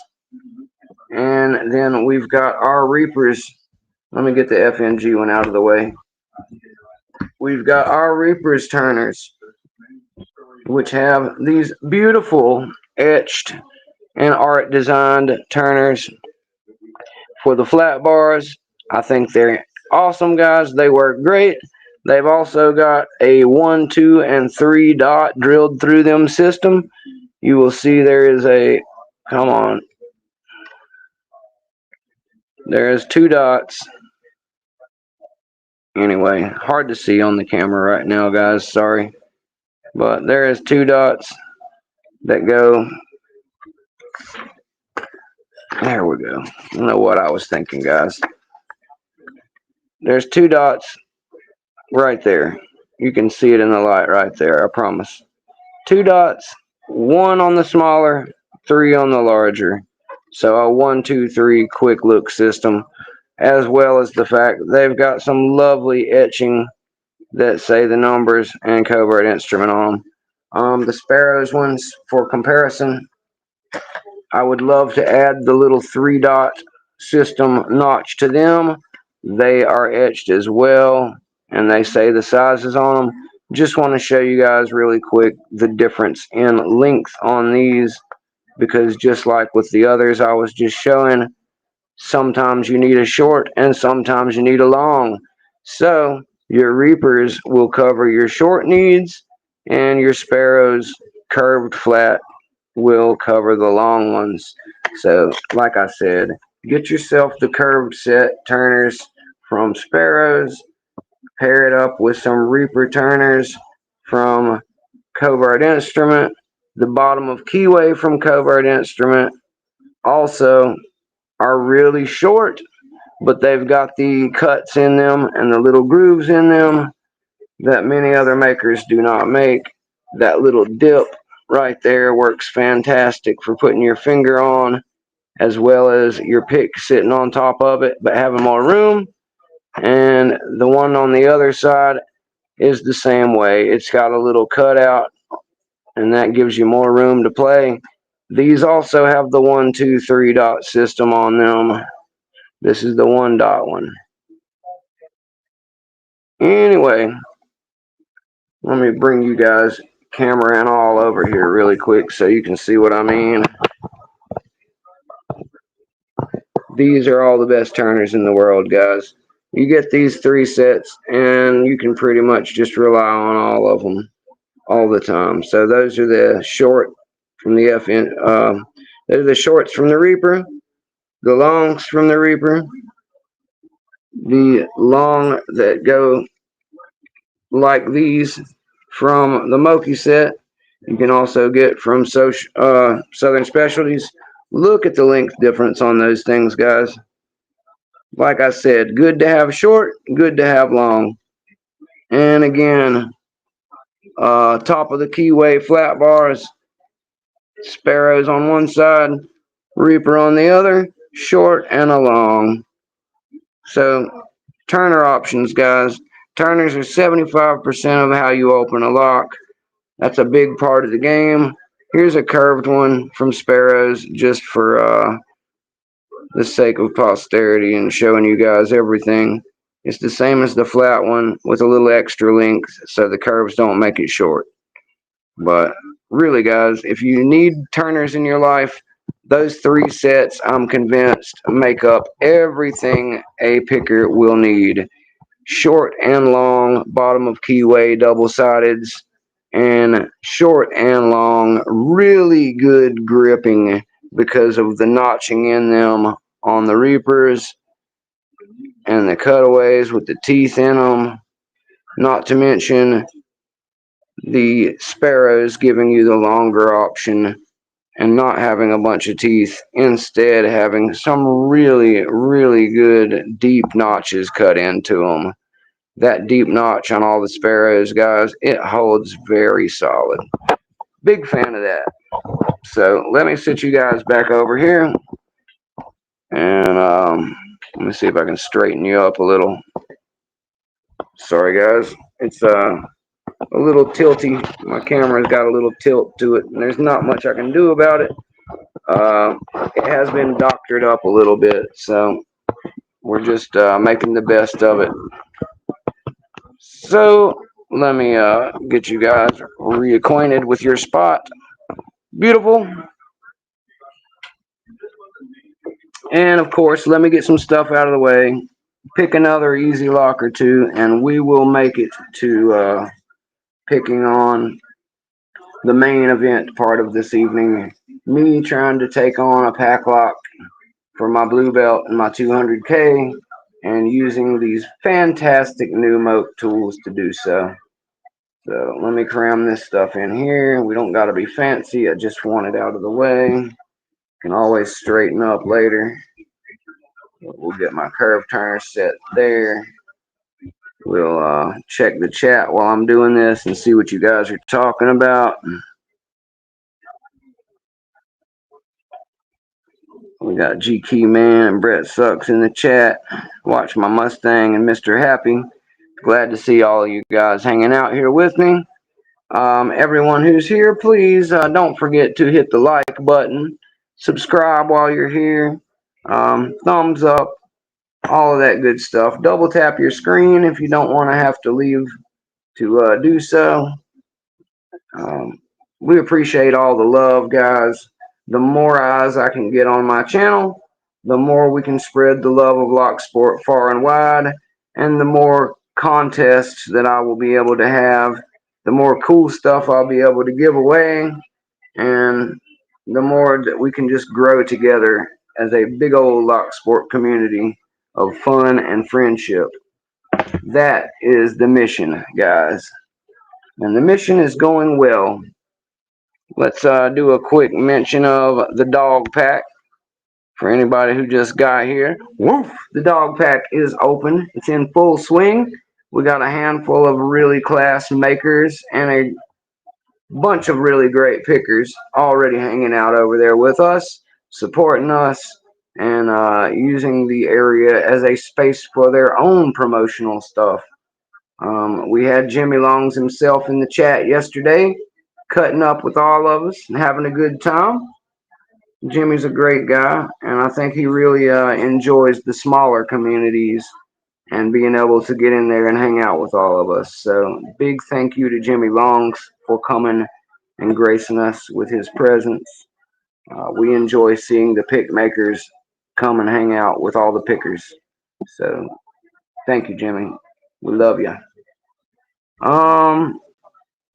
I didn't hear about if any of you guys shrunk any of the tubing on your turners like this. So really quick poll question: if you left yours alone once you put them on and they just flop around and slide like mine, press the 1 button.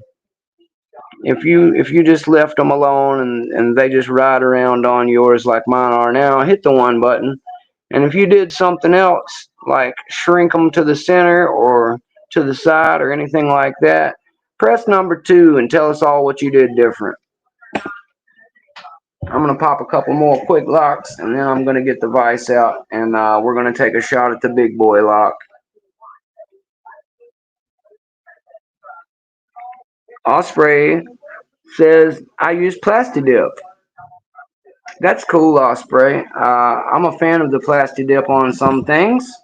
I didn't even think to use it on these. That's another reason I love asking you guys questions like that, because some of you guys come up with the wildest ways to change and upgrade your picks and your turners, and Mountain Mick is a big fan of innovation. So I always love hearing about what you guys do.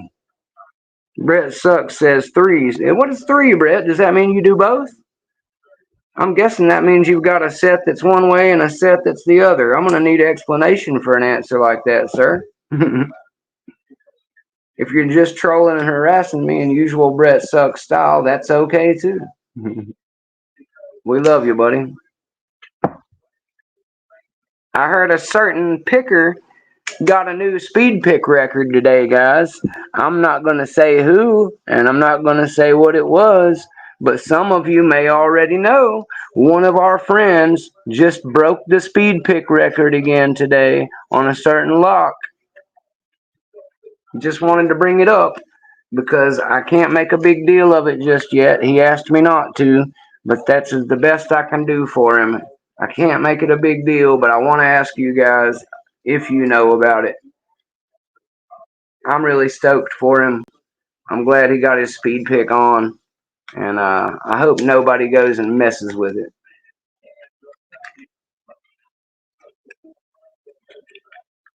Okay, Brett Sucks. I think yep means that you've done both or you're just trolling me. So in either case, that's cool, brother.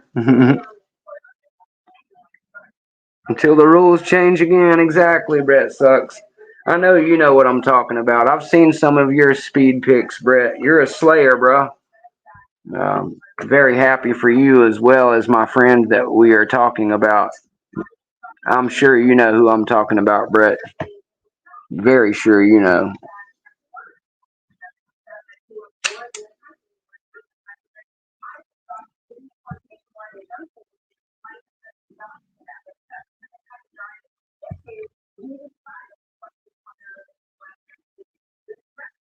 Wow, that was too easy, man.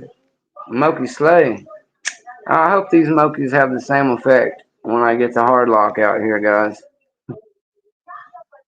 But I will say they do feel fantastic. My big old angry gorilla paw hand really loves the size of this pick, guys. Oh, I promised you guys that a side by side. So let me show you a side by side. This is a fantastic Jimmy Long's Gem hook. It is in a 19 size, as I can tell from my Jimmy bead in the bottom there. Just wanted to show a classic Jimmy V5 sitting beside a Moki. As you can see, guys, when it comes to the pick portion, you're pretty much working with very similar on the extras. When it comes to the Moki Extra, you're going to have a very similar 19-ish size.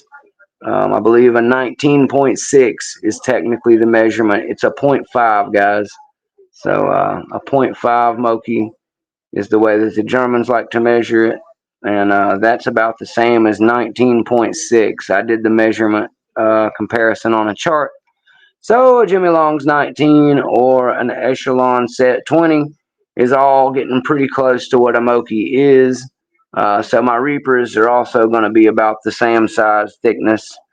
Um, as I said, I've got the cool Delta handles coming from Nick Matlack for those. But yeah, Osprey, that is exactly what I'm after here, my friend. It does have a massive handle on it. And these are just the factory handles. I've heard tell that the 44 Delta handle is even a little bit longer, a little bit fatter, and all of that. But I gotta tell you guys, I was already a big fan of the Jimmy Long's pick and the size of it. Um, I do also pick with popsicle stick size ones with shrink tubing on some of them. I've got a massive amount of shrink tubing now for the future, thanks to Mr. Happy sending me some backup. Which I'm glad he did because I think I finished off just the last bit of what I had. And I also like these Waltcade 3D prints. This one is packaged back up because this McTickler with the packaging on it is going to DNP when I get myself over to the post office. I've got several packages I need to send out, including the main ones I need to ship. I'm trying to get that done this week, guys. The week has just started, so we will do the best we can and get it done. These are some Waltcade 3D prints that Walt sent me for the Reaper picks. I like using those. They feel great too. And since I will be leaving my big fancy 44 Delta ones at home, I will be always keeping at least one of these in my everyday carry case. So that way I have some cool ability to slide one on and off when I'm out picking in the wild. But yes, very much was looking forward to just having a big old fat Moki handle to pick to my hand's content. I think the massive size and very comfortable round lime green grip that comes on this thing is going to give me some longer sessions, guys. Even longer than any of the other stuff I have currently. So, big thank you to Moki for his fantastic design. Um, these things feel great, guys. Uh, Jimmy Longs has a fantastic feedback when you pick with it. You can really feel through the metal what's going on inside the lock. And I think the Moki is right in line with that, guys. I would say that they're pretty neck and neck as far as what I'm feeling when I'm using it. The Jimmy Longs and the Moki are both exquisite picks. And if I owned nothing but Jimmy Longs and Mokis, I wouldn't have my beautiful Sparrows and my covert stuff, or the Peterson that I own, or the dog legs. But I would still have some really nice picks, guys. So Jimmy Longs and Moki both make some fantastic top tier picks. As I said, it's not really even fair to compare these two guys to many of the makers I just said because they are making them boutique style by themselves, one man army style, and putting a whole lot of love in there, guys. And that little extra love that Moki and that Jimmy Longs put into the pick, you can really feel it, guys. That's part of the feedback you feel. Part of the feedback you're feeling is love. It's like a love letter from Jimmy Longs or from Moki straight to every lock in the world or in your collection. Not too dead. What's up, NTD? Nice to see you make it, brother. I'm just trying out my beautiful new lime green Moke workshop tools, sir. You've joined me after the assembly part, in the middle of the warm-up picking some cheesy locks part, and soon we will progress on over to the picking a lock that Mountain Mick can't pick section of the video. So stick around. We'll have fun. We'll laugh. I'll cry. And yes, thank you, Blue Beacon. These are from my friend Classic Stang. This is a Moki Gold Digger set. It's perfect, guys. It has a regular low hook, flat, a medium, or maybe a little more aggressive. Sorry, that's the wrong one, too. That's the deep. Let me line them up right. As you can see, there is a gradual step up, 3 flat hooks. Let me get something you can actually see, guys. I'm not in my usual lighting spot. That's the problem. But as you can see here, we have 3 gradual step up flat hooks. The one on the top being the one I'm using right now. The second one down being the next more aggressive. And that third one there being the deep hook that only needs to be used from time to time. But when it's needed, it's needed. So really, between that and the classic triple Bogota best rake shape ever made profiles, the Gold Digger set for my personal thought on it is all a picker really needs to excel, whether they're new or whether they're well seasoned. Just these picks in my hand right here, guys, would probably pick you easily to black belt and also rake you through a handful of locks if you have the skills. The picks don't open the locks, guys. Your skills do. But if you have some skills developed, picks of this caliber are something that you will be able to really, really appreciate. The reason I don't recommend things like this to a brand new picker isn't because you'll break them, isn't because of anything like that. It's just because much like when playing a guitar or teaching an instrument or even teaching someone to drive a car. I prefer to have someone start out on something that's a little more affordable, but still has great quality and will teach them the basics needed to excel later on. I think Sparrows and Covert really fill those shoes nicely. They're good enough tools to be good for your whole lifetime as a picker and to turn into your everyday use so you don't have to use your fancy picks type of picks. So get yourself something good to start out with. A set of Sparrows or a set of Covert will do. And save the other stuff, you know. Get yourself a nice set of Greyhound starter picks. Get one of those cool Greyhound dogleg packs. It comes with a dogleg in each size and a chaos rake and some really cool longhorn style turners like these Moki long turners. Get that set when you're starting out, guys. That's all you need to go really far when picking. And if you do start with some of the ones that I'm talking about, also consider starting with Jimmy Longs. If you really want to spoil yourself with quality to start with, get Jimmy Longs, guys. Jimmy Longs for the money. For the money versus quality, you can't beat Jimmy Longs. And they're a great pick that will grow with you and stay with you in your set all the way through your journey. They're also massively hard to tear up and one of the most comfortable picks to learn with, as well as pick long time with. So I would say some Jimmies, some Sparrows, some Covert, or some Southern Specialty Greyhounds would all be great starting options. As you get further into your advanced picking, intermediate to pro picking, then I would say now that you know you're going to stick around, now that you've developed popping your way on up to green or blue. When you get to green or blue and you've got coverts and sparrows and doglegs and jimmies, all when you've got all those already, then start looking at some things like multi-pick and Moki. That's uh that's the only ones I'm gonna say for now up that high, guys. Bare Bones, I've heard mixed reviews about over time. I think Bare Bones probably makes really nice stuff and has great customer service from what I've seen. But as I have not tried their picks personally yet, I would be wrong to tell you anything other than that about them.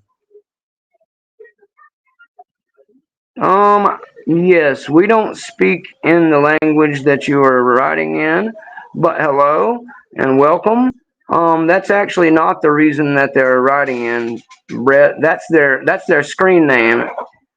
Because it's written backwards, the waving and saying hi is what they are saying, and that other part is their name. But you are welcome to stay and hang out, my friend. Watch me pick some locks. If you can understand me, that's a bonus. And if you would like to speak anytime to Mountain Mick does use Google Translator and is a very avid chatter of people from other countries. I have friends in Russia and Croatia and Turkey and Saudi Arabia and Israel and all over the world. And whatever language you speak, you can DM Mountain Mick, and Mountain Mick has Google Translator. So Mountain Mick will be happy to respond to you, and we will talk in whatever language that you feel the most comfortable with. If you want to talk to Mountain Mick in English, killer. If you want to talk to Mountain Mick in your native language, we can do that. Just know that I will be translating it back and forth, and that way we can actually have a conversation with each other, not just be scratching our heads and wondering what we're saying to each other.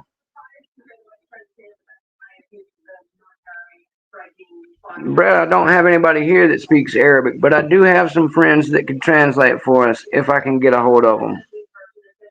Not Too Dead NTD says I'm a Jimmy snob. I have some V3 and all the V4s, most of the V5s, plus some special stuff he sent to sample. Yeah, that's awesome, NTD. I am a big fan of Jimmy. I've got all the Jim hooks in a 19 and a 15, as well as the fourth gem hook in 19 that you have to add separately. The low and the short aren't both in the set. You have to add the one that's not there. So I have all of those. I'm checking out this rake real quick, the Moke rake. But yeah, I'm a big fan of Jimmy. I love his tools, and I will be adding at some point his flat hooks, round hooks, and the two rakes that he make, as well as getting another Jimmy roll so they will fit. Um, Jimmy's got great prices. He's a great guy, and honestly, that was another reason I was telling Classic Stang that I don't need certain sets from Moki, because Moki makes some gem hook profiles and he makes some different sizes, but I've already got the gem hooks from Jimmy in every one of the sizes that matter. So I won't be really looking for more gem hooks to add to my collection. Jimmy Longs has me covered there. By that same respect, I'm only buying the flat Jimmys because Jimmy is a great guy and I'd love to have all the V5s. But as flat hooks go, I really believe that become a combination of all of my sparrows, which are mostly flat hooks, as well as my Reaper set, which is 20s. So with my sparrows, I have 25s. With my Reapers, I have 20s. And now with my beautiful new set of Gold Digger Moki, I have some exquisite flat in a 19 to 20-ish size. So I'm pretty well rounded and covered on flat hooks and gem hooks. And rakes, because I have a ton of rakes at the moment and I didn't used to. The two things that I want most right now, while we're on the subject I just led us to, are these as follows, guys. Mountain Mick wants to get the murder rakes from sparrows. I love, love, love my maces, and I'm a rocker, it turns out. I really love to rock. Pun intended. I also love to rock. But anyway, the Lock Noob murder rakes are designed to be a double, triple, quadruple, and quint. So you get 2, 3, and 4, and 5 in a rocking rake set when you get the murder rakes. So I will be getting those. And the other thing, oops, I knocked over Mr. Happy.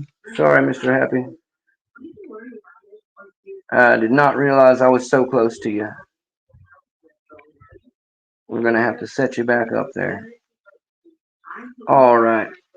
So the only other profiles I'm currently interested in are getting that set of murder rakes. And then Mokis, guys. Because of my recent reading of the book Practical Lock Picking by Deviant Ollam, started to fall for two other profiles, guys, that I didn't really have or use before. And thanks to Georgia Jim sending me this escort, I got to try them out, and now I want to have some of them as well. I'm talking, of course, about a half diamond. Sorry if you guys can't see this really well, but one of them is a half diamond, the one on top there, and the other is sort of a deforest. They call it a offset hybrid at Sparrows, but it's basically a deforest diamond, guys. So Moki make Jimmy Longs, I don't think makes the half diamond anymore.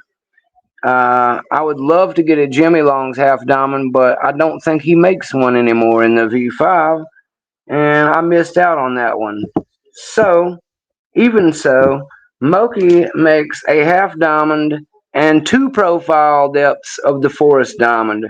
So, I am interested at some point in adding those 3 profiles to my Moki set and then not buying any more Mokis.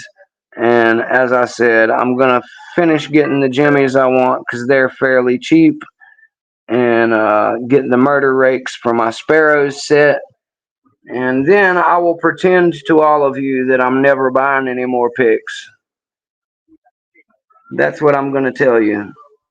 Once I have all those, I'll never buy picks again. Wink. Let's see what you guys are talking about. Yes, what's up, Dean P? Gangsta? Yes, sir. These are indeed some beautiful Moke tools, Dean.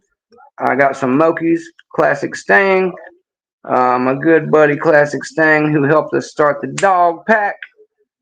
He has spoiled me beyond belief by sending me a set of Gold Digger Mokis, and through a miracle, he managed to get me pretty much the last set in America, and also get me the lime green handles, which even Lockpicker's Bench thought they were out of until a little fiasco happened with the black ones, and all of a sudden they found these green 4 last ones they had and paired them with them for me.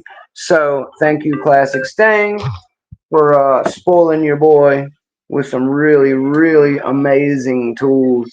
And now that I have popped some locks with them, broken them in properly, without further ado, I will get on to the hardcore failing portion of the video. Let me also check really quick something I'm already pretty sure about. I don't believe my Mokis are going to be fitting in any of my cases, but that's okay because they won't be going anywhere anyway. What I will likely do is get out that beautiful desktop that Walt Cade sent me and stick them in there. But yeah, the Jimmy case is going to be just too short, guys.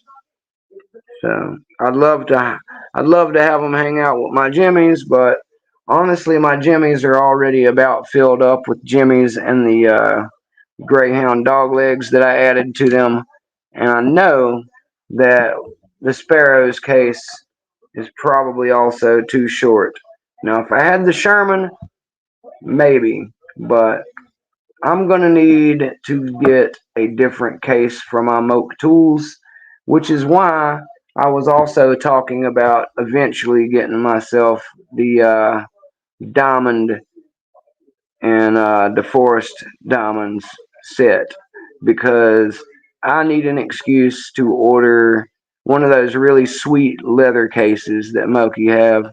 I like the Book of Secrets as well, but really, guys, a hand stitched leather looking, maybe not even B leather, but it looks fantastic, and it's got lime green stitching on it. So I'm a sucker for lime green and black, guys. So yeah, I will be looking into getting the Moki zip case.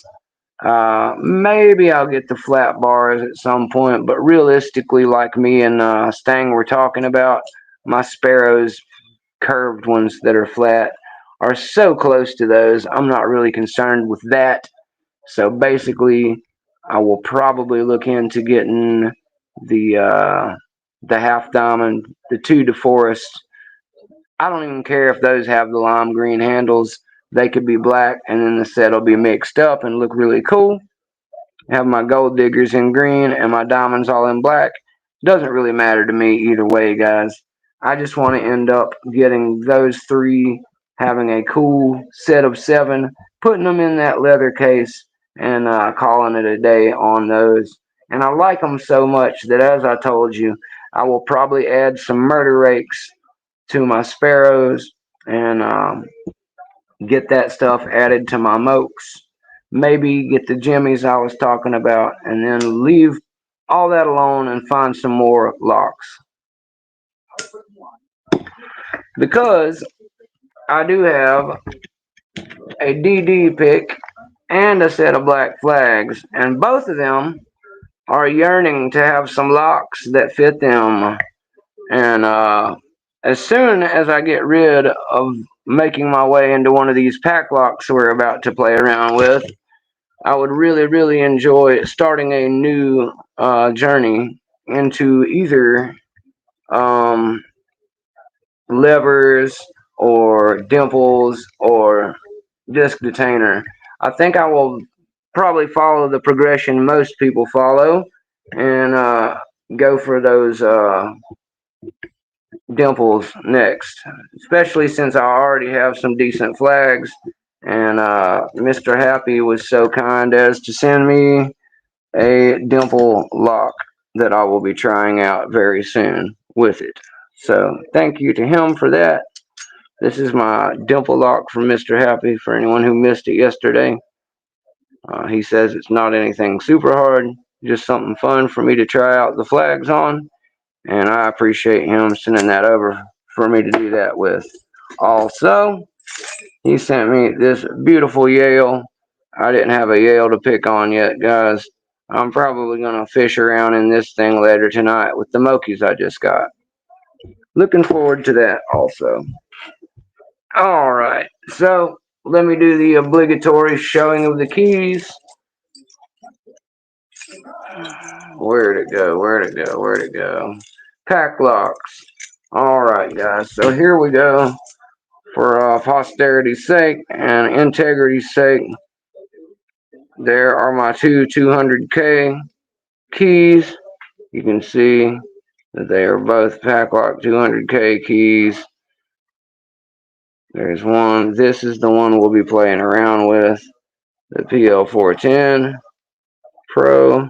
It's a little bit less nasty looking than the one that goes to my 90A Pro, which has a super deep 1 and 7, and all high lifts in the middle. So we'll see what happens, but this one is a little more of a up and down, up and down. So we'll see what I can do with that in just a moment. Let me put out this smoke. Just wanted a quick catch up on my nicotine before we go into deep picking world. Let me see what the chat's doing, and then we'll get into picking this little mamacita. As you can see, she's good and locked up. And that is good. I think we will start with, let's see here. Let's check the key just to be sure, guys. I tell people about this all the time. Let's try it ourselves. You take your key and you check with your hook which one is capable of making the lifts without bumping into the other ones. Those last two are going to be low. That one's going to be pretty high, but we may need something this deep just to be able to get past some of those. I was thinking of using the lowest one, but I don't think the lowest one is going to have the height I need to sneak behind a few of these pins at any angle. Let's see.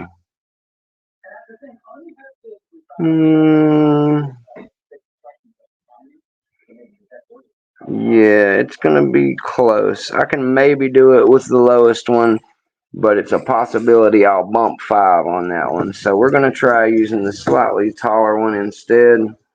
Not the full deep, just the medium. So we'll sit down these beautiful Mokis up here just for looking at. We'll put the rake one there because it's not going to be doing anything here. And let's see what you guys are saying and find us a turner we like and we'll get started.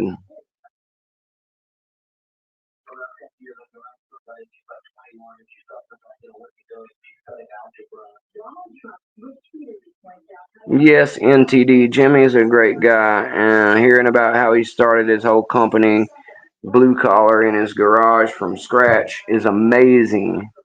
Especially when you see the quality of pick that Jimmy's cranking out of his garage, guys. So, shout out to Jimmy Longs. What an American classic. We got Dean in the house.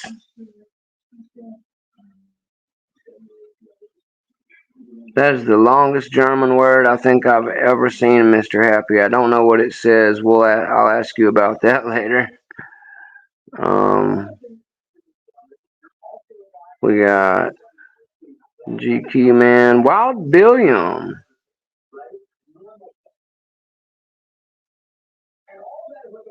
Skip is in the chat. What's up, Mr. Skip? Yes, Skip. The blue whale is definitely still a thing. I hope that they have told you about it and how to do it.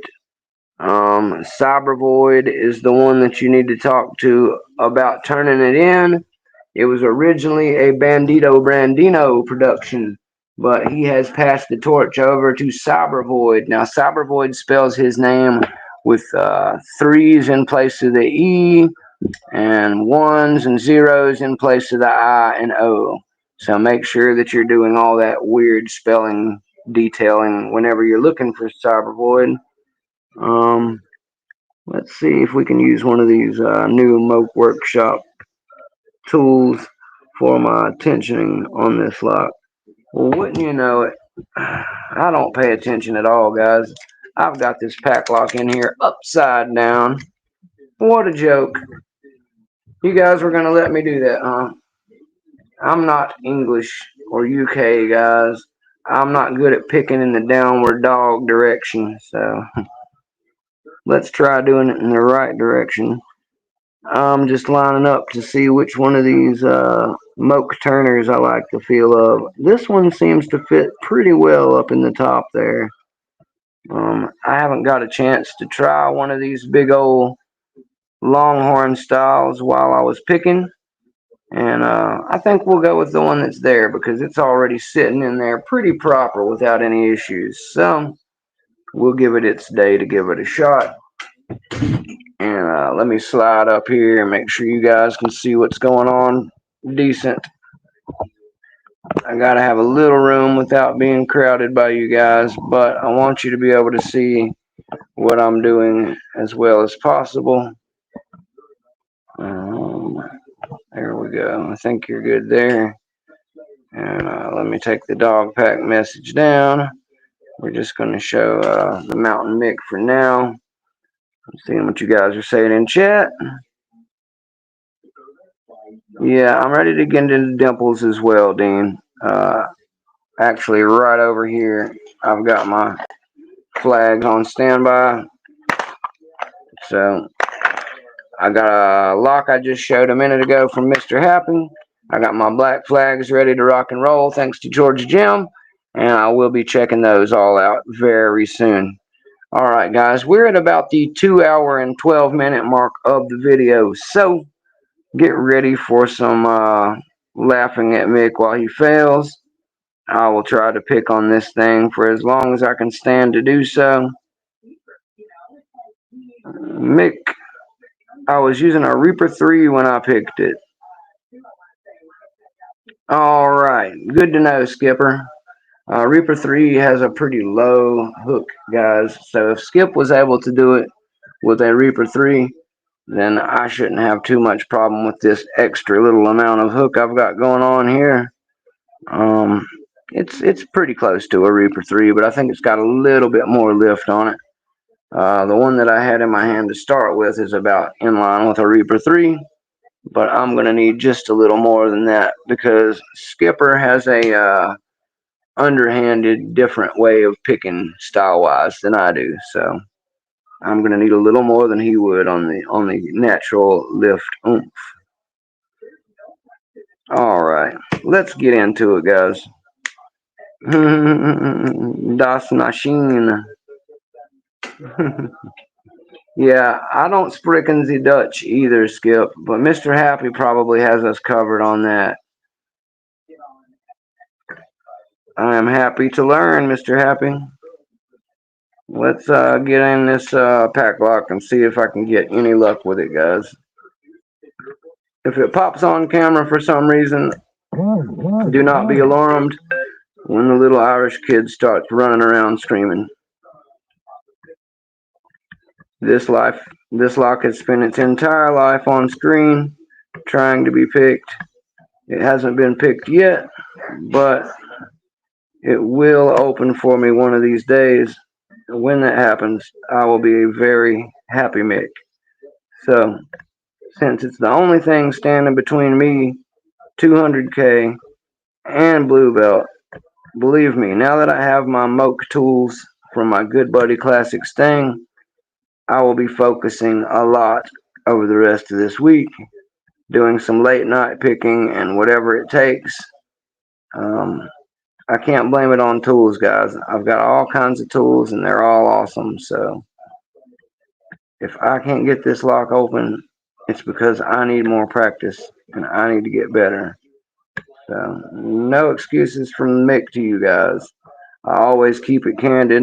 I always keep it real. And whenever I get it to the point where I can open it, you guys will be the first to know. I got to tell you guys, I'm really enjoying the amount of feedback in these Moki tools. My pick is very comfortable in my hand right now. Um, I think I could get a pretty decent, stamina pick out of these without having any indentions. Oh, click on one. And also, let me just say that everything that I've had used recent times is either a gem profile, which I'm still kind of learning, or a round profile, which I'm not that good with. And then I've got some flat hooks. But all the flat hooks that I've got, recently I got the Reapers, and they're really good. I had the SSDs and the hooker set from Sparrows. Those are pretty good. But I don't have, God dog it, I don't have any flats in Jimmy Long's yet. I need to go back and get those. And at any rate, I didn't have anything besides the Reaper until today in the way of a good comprehensive set of flats. My hooks from Sparrows are all great, but they vary between when they're flat, when they're round, etc. And I've found over time that, like most people who are newer, a flat hook really does better for me than anything. So I really love my monkey paw and my hooks from the hooker set and the SSD. I really love my Reaper set. Uh, I think above all of those, when it comes to finer picking and feeling my way through a really high security lock, it'd be really tough for me to say anything I have is of a quality that would even be close to Jimmy Long's would, but Jimmy Long's I don't have flats. So that's what I'm saying or trying to say here, guys, is that I have never had a flat hook that had this level of feedback and quality to it, because I didn't get the ones from Jimmy. I wanted to try his gem hooks, and they are fantastic, but they definitely give me a little different feel than using a regular flat hook. So I'm really stoked to have a flat hook set of really high quality feedback tools. And currently I'm just working my way from front to back and back to front and just feeling around, giving a little minor lift here and there where I feel it could use, and not going really too hard on any high lifts. I'm trying to just work it and talk it into opening for me in a little bit more controlled way.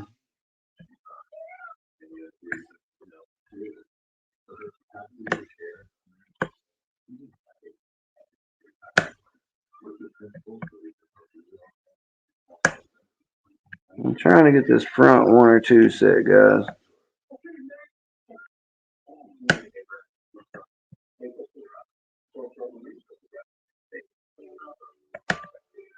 There we go. That was better.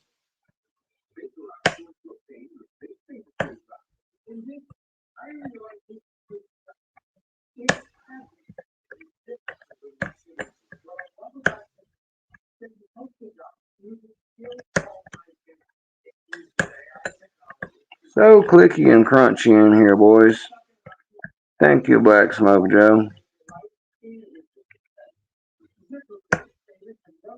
Yeah, as I told you, the warding and the key on these things is pretty nasty. Skip, if anybody's curious about this particular lock that I'm picking, our good friend Skip Hambrook is the one who sent it to us over here at Mountain Mick. If you'd like to see what it looks like when somebody who knows what they're doing opens this lock, Skip has a video of himself opening it for his 200K. So if you get discouraged about watching Mick not open it tonight, go check out my boy Skip Hambrook, and you can watch the Skip Master slinging this thing open pretty quickly in his dojo. Love you, Skip. Mick is working on it, guys. I am getting better and more deliberate with my movements. I'm trying to stay off the warding, which is trying to click pop a little bit, of course. And as I said, I really don't want to abuse my new moke tools. So I am being careful to feel my way around and try not to put too much on them in the way of extra pressure.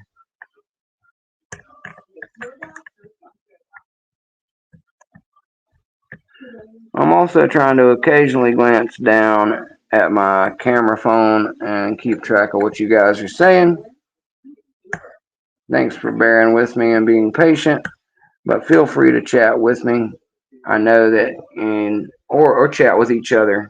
I know that when you're watching somebody pick a lock, especially when it's a harder lock and it's taken some time for them to make any progress, it's always nice to have a little bit of entertainment going along with it. So I totally dig it, guys. Bear with me. Throw on some jams on your computer or your phone if you want to hang out and watch, but don't want to just listen to dead air or Mick rambling about not opening a lock. You're welcome to do those things as well. But I will continue to work on it for quite a bit right now. I'd love to open this thing with my new Mokis live in front of all of you. That would really make my entire picker existence. So I will try, guys. I will diligently work away at it for a little while and see if I can do that. If I don't, for some reason, get it tonight, I will be sharing it with you the moment that I get it open. And most likely, based upon my picking, I already feel you will see me opening it with these Moki tools, because a flat hook with this much feedback and this much handle strength is really more in line with what I've been hoping to use. So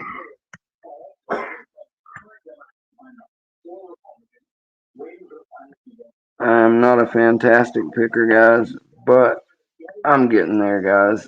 It's a work in progress for all of us, right? Trying to move my hand back. My arm falls asleep a little bit sometimes when I'm over the table this way.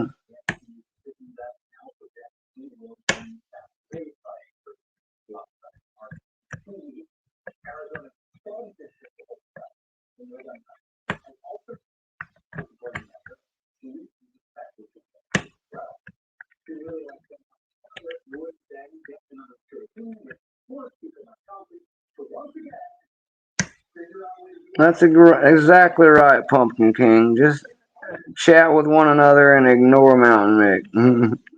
You have full permission. Have a great time, hang out, chat amongst yourselves.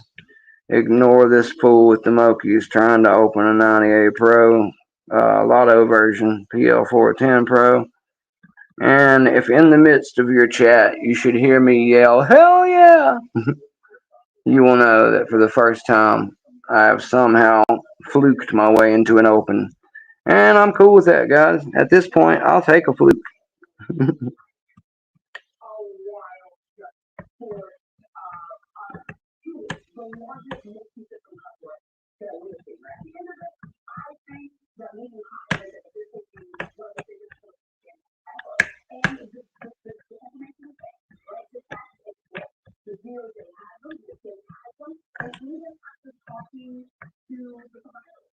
Just working my way through, guys, front to back. Little pop here, little click here. Trying to avoid warding. Trying to not get greedy with my lifts. And greedy lifts will cause an overset. And I know that. So I'm trying to avoid getting greedy lifts. Greedy lift happens because of frustration, guys. But throwing a pin through the roof is not going to open the lock. So it's a counterproductive measure. Sorry, my ear itched. You ever know when your hands get full how your face or your ear starts itching? That happens to Mountain Mick a lot. Yeah, it's true, Black Smoke Joe. There is truly nothing like picking with a new pick or picking on a new lock. So when people get into picker ruts, I tell them all the time, go spoil yourself with something new, and it'll give you a renewed sense of enthusiasm. It really will, guys. So if you're struggling with a lock right now, struggling with the picks you're using right now, justify it to yourself by buying some more picks. You might still never get that lock open, but you'll be really happy when your new picks get there.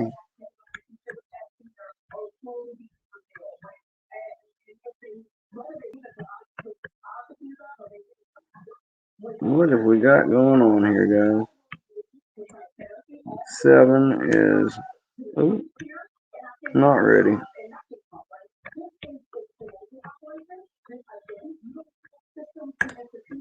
4 or 5 seem to be. There we go. Needing a little attention.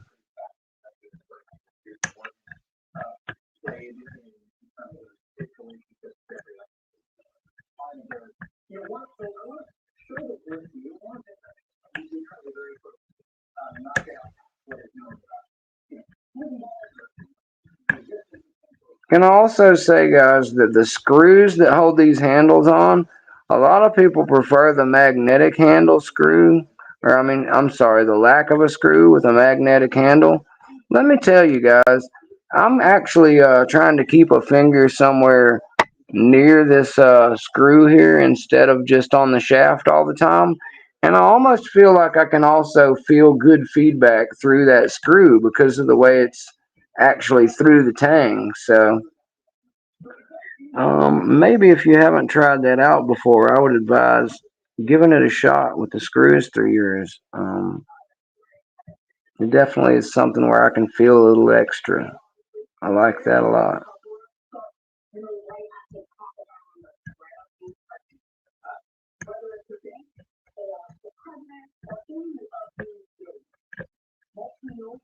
Thanks, Skip. I know your family, brother.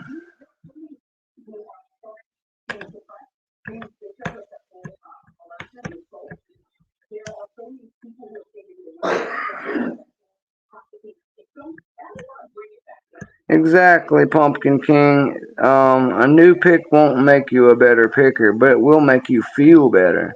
And feeling good makes you a better picker. So I wouldn't discount it as a way to hit the reset button.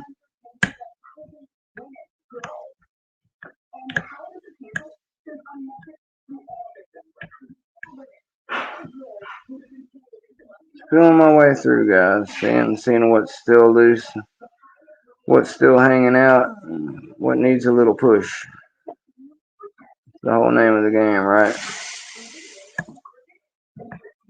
6 or 7, a little push. Let me switch my tension down here a little.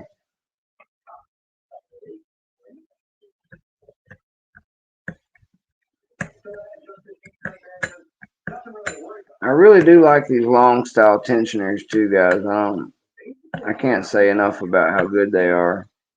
I love the comfort that I'm getting from having my other hand out of the way more. That's what it's really about for me.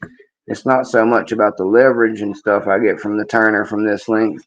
It's about the fact my left hand is out of the way a little more. I don't like to be crowded when I'm working on fine stuff, guys. So it's really not a big deal, but for me mentally it is. So The lack of picker claustrophobia is really nice, I gotta say. Ah, I lost my grip, guys. We'll have to start over. That's okay. It was time to give it a new shot anyway. Let me make sure I'm in there snug so we don't lose it again. I might need a different size anyway.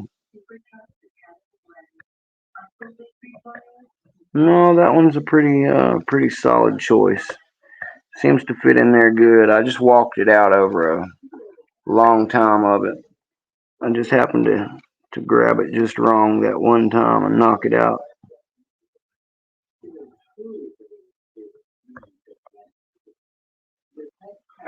Dean T, new to the game, enjoying the stream and the new Discord. Cheers.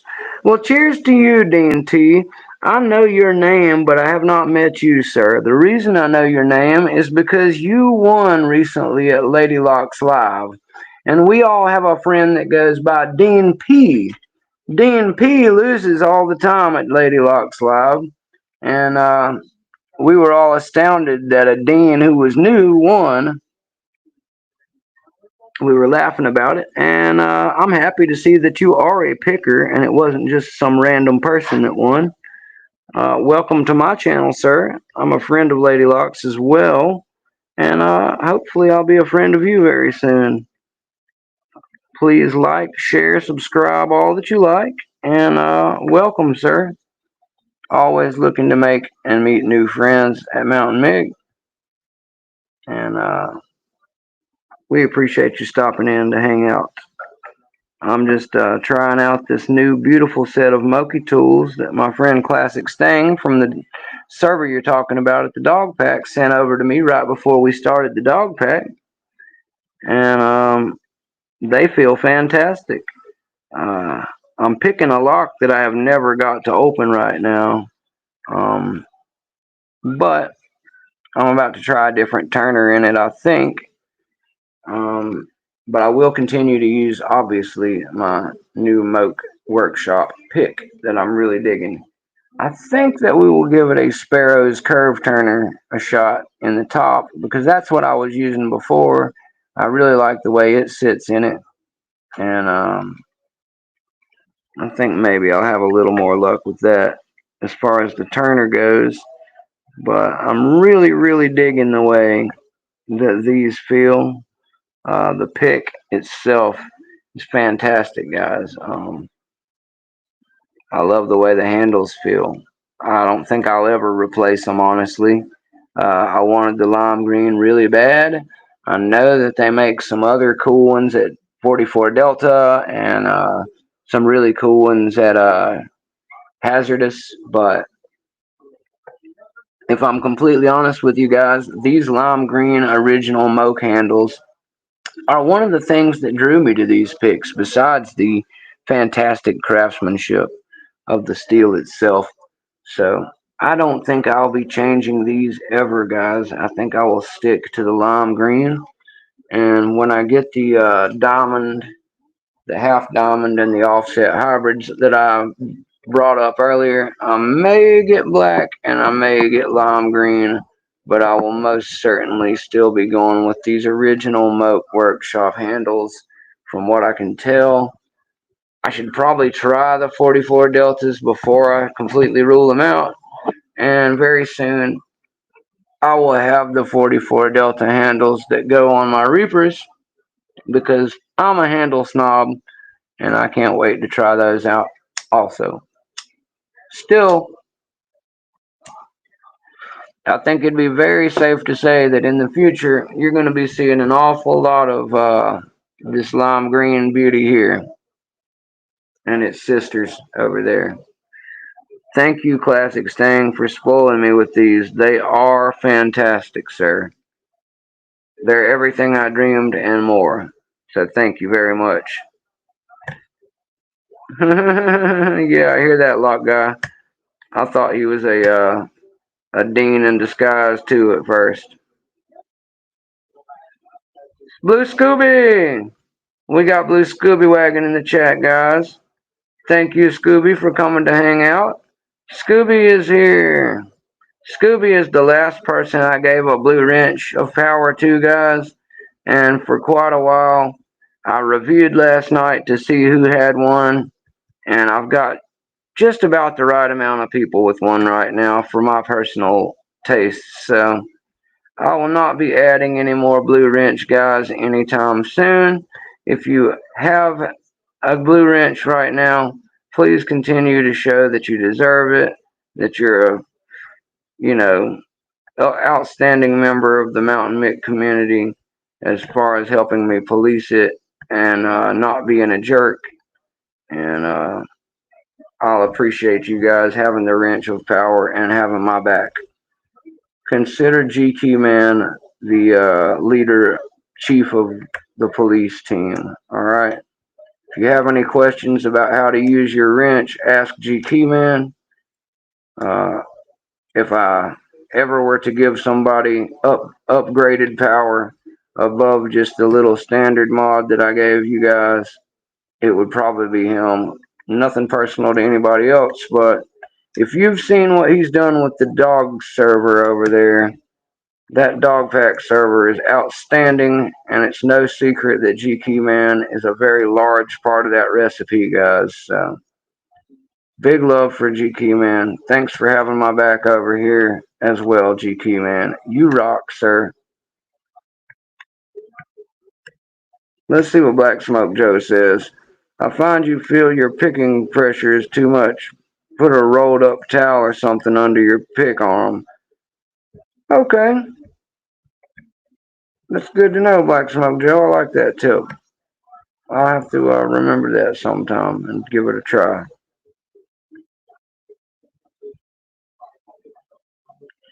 Spicy is an upgrade to everything, guys. Spicy doesn't need a blue wrench. All Spicy has to do is message me. Thank you, GQ Man. You are my wizard of tech, sir. I think what you do to help this overall community, and especially its Discord server community, is fantastic. I just want to make sure I tell you that while everybody can hear it, so you know I'm not saying it just to make my sound of my voice sound good.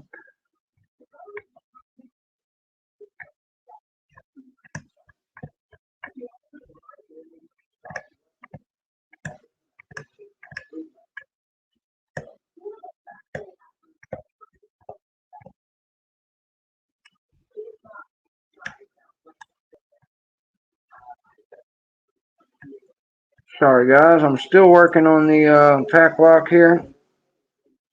Trying to finish the other half of a cigarette I started a while back. Let's see where we're at on time. 2:37. All right. So I would say,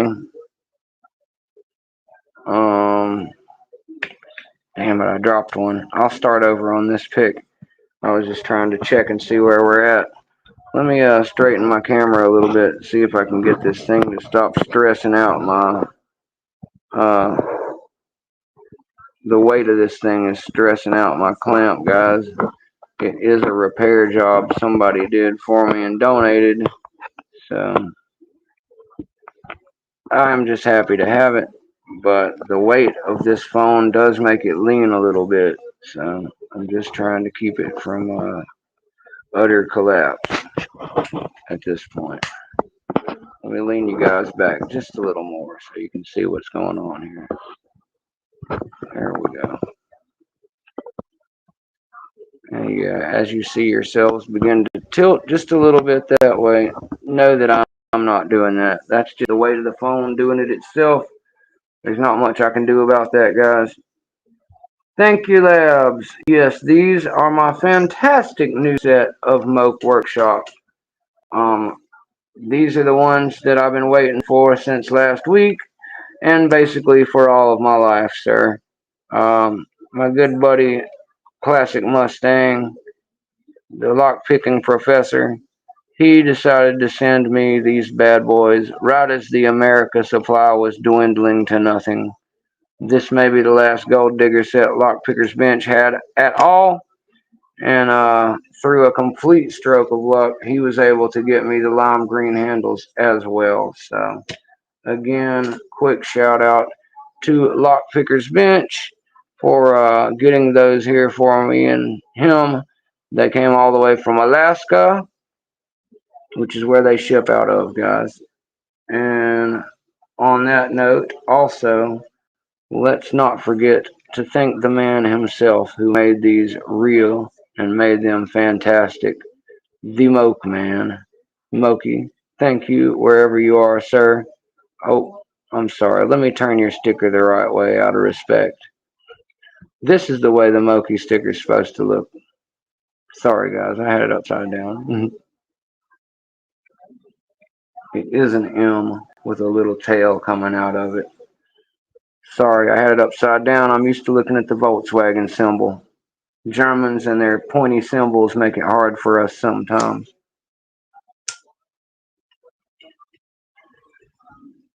But yeah, I'm pretty sure I've got it turned the right way now. I'm not sure where to put my Moki sticker yet because I only have one. I love it a lot, and it just seems like it needs to go somewhere very special.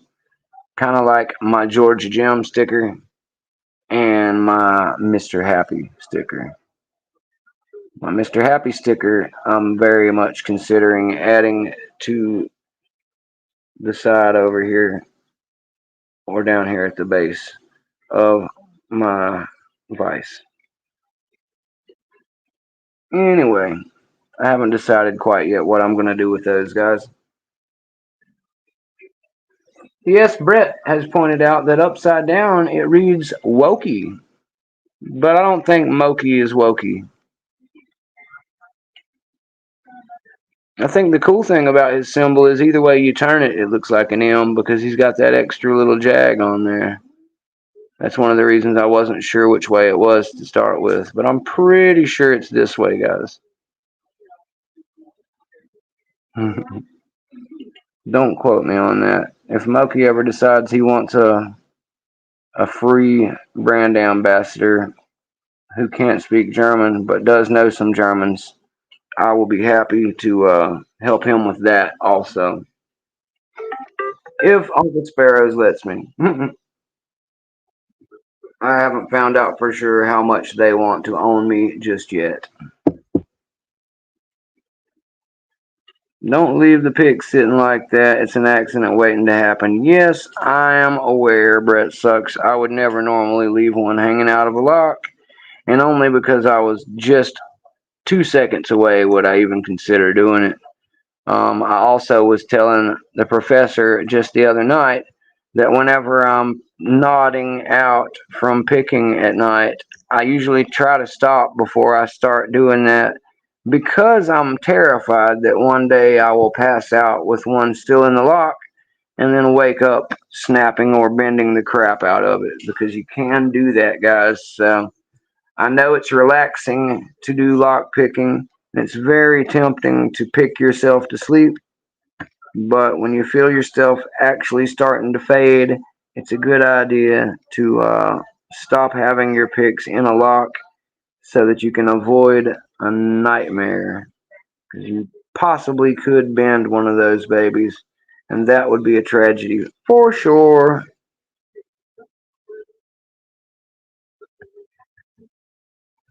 You stick your stickers. You only stick double spicy. I don't have double spicy. I give away the doubles. The double for all you guys. Thanks, Brett Sucks. I appreciate you letting me slide this one time. See? Scooby says he almost did it with a multi-pick flag earlier today.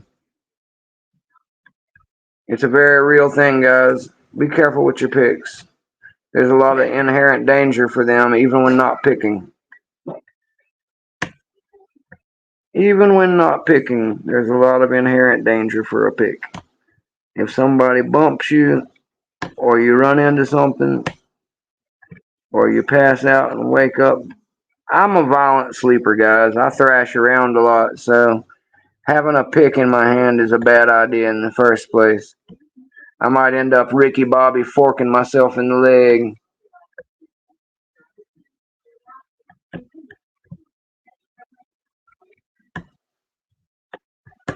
I wish I was a better picker, guys. I would open this thing up for you guys already. I am working on it, I promise. We're at 2 hours and 44 minutes. I'll probably pick on this thing for at least about another 10 or 15 minutes, guys, if you guys are comfortable with that. If not, I can always move back to popping some easy stuff. I might even switch over to that little Yale that Mr. Happy sent me and see if I can do anything with it. Or even one of the marks. I've got one of those marks that Nick Matlack sent me. It's a five pin standard pin, like a door. Freak, what are they called? Deadbolt.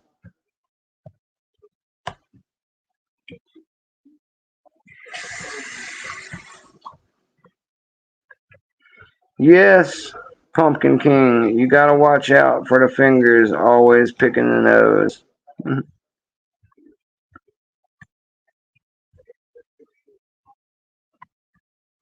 Yeah, you're right, Brett Sucks. If non-pickers are around, you never know what's gonna happen.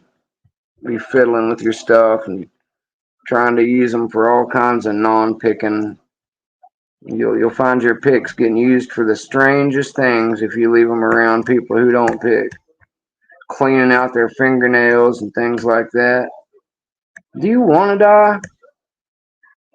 Do not use my Mokis as a personal hygiene or a back scratcher or anything like that. I will be very upset. These are fine German picking instruments, and they are not for screwing around. You're screwing around. Stop screwing around.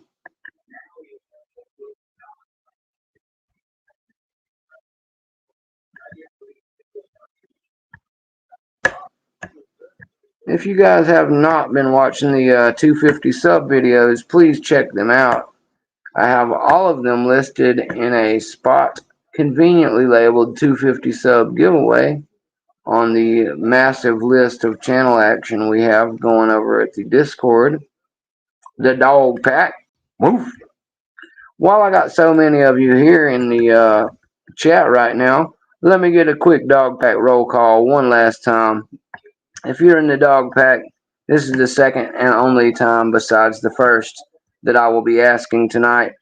If you're in the dog pack already, let me get a hashtag dog pack. You can also use a hashtag woof. See if we got some dogs in the house tonight. Mr. Greyhound has been revising the main logo for us. That's alright, DNP. You can be in and out, brother. You can go on after me if you want. I saw that you were playing around. Oh yes, Delbert. I knew you were dog pack, baby. There we go. Wolf pack, I hear you, DNP. This is not the DX days, Dean. The glory days of that are gone, Dean. No more suck it. Wolf pack. Dog pack, baby. Bark, wolf, hashtag woof. That's right, GQ man. GQ man's one of the big dogs. If you can't run with the big dogs, you better stay on the porch, fellas. I can't pick with the big dogs, but I'm allowed to hang out with them.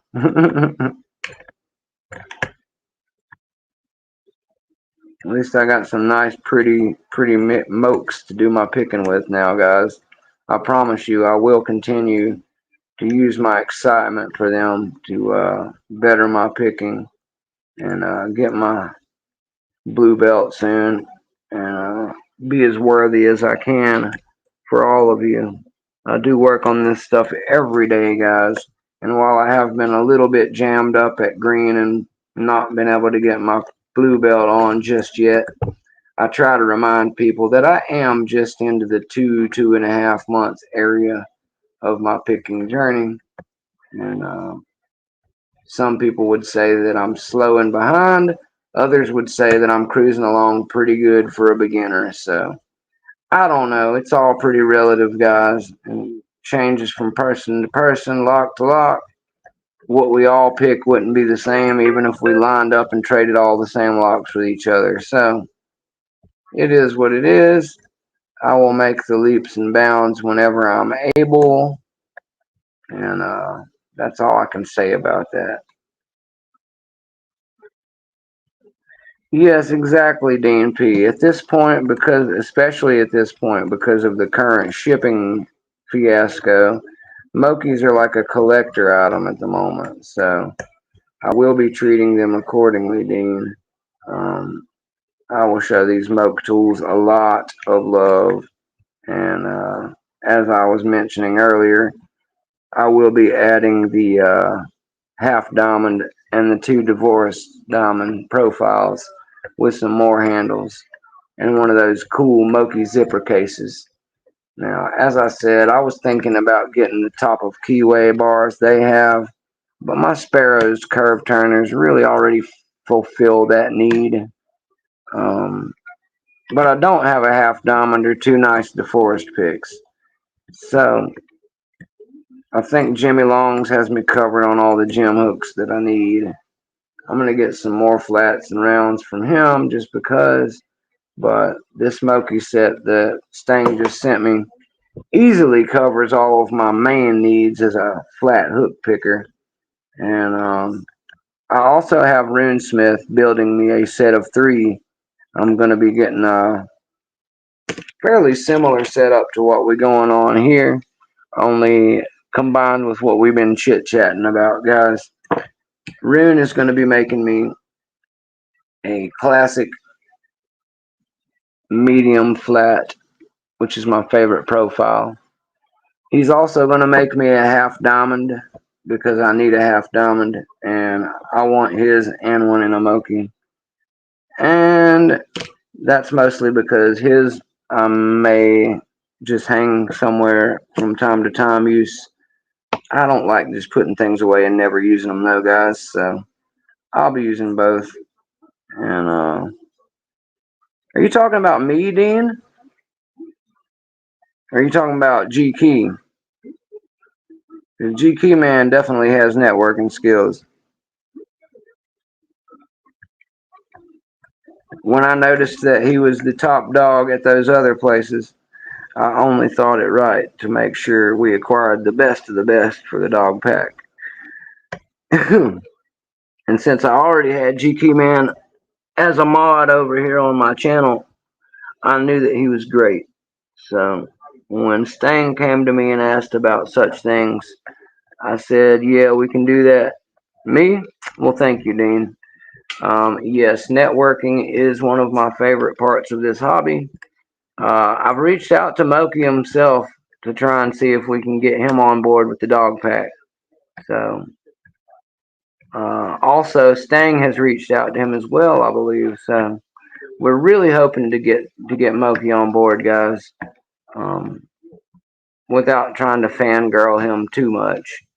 Uh, I think we did a good job getting Jimmy Longs to come be a part of our action and hang out with us. I am forever grateful to Jimmy Longs for joining us and having a good time with us in the server. That's exactly what the server's for, guys. You know, Jimmy Longs and guys like him and Moki, they don't want to be harassed by a bunch of people telling them they make the greatest tools over, because they do and they know it. But they do like getting in there and talking about locks and doing all the same stuff we do. That's what they want to do, guys. They want to be treated like another fun picker, just like all of us. That's why some of them use, pseudonames, because they want to get in there and just be treated like a normal person, talk about locks and bat around ideas about what the community actually wants next. If you're one of those guys and you hear Mountain Mick talking about it, please let me and Classic Stang know in privacy, and you can DM me or him, and we can set you up in a private, way instead of a public way. You don't have to come join us and be directly tied to your work. We encourage you to have a corner of your own and show off your work, but if you want to have a private, lay low screen name to creep around like Man in the Iron Mask, Prince and the Pauper, and come hang out with all us plebeian pickers, and let me and Stang know, man. We will set you up. We will make sure you've got all the protections in place, and we will give you everything you need, guys. So if that fits you, then let us know. Also, if you want to be tagged as an expert, Stang has a template for that. I'm not sure what else he does for experts there at the moment, but we have many different levels of user and creator and picker over there, guys. Um, you may have noticed that we have Ladylocks on board as well. Ladylocks is a great friend, queen of the community when it comes to this hemisphere. I think between her and Pocket Women, they pretty much own the female lock picking world, guys. So I'm a big fan of both of theirs. I enjoy watching their shared lives and their separate stuff, and anything that they are a part of that I'm also a part of makes me feel lucky to be there. That's what I'm trying to say. We got the Pack PREZ in the house, guys. I told you guys the Pack PREZ was going on with us. Thank you, Mr. Pack PREZ, for being here tonight.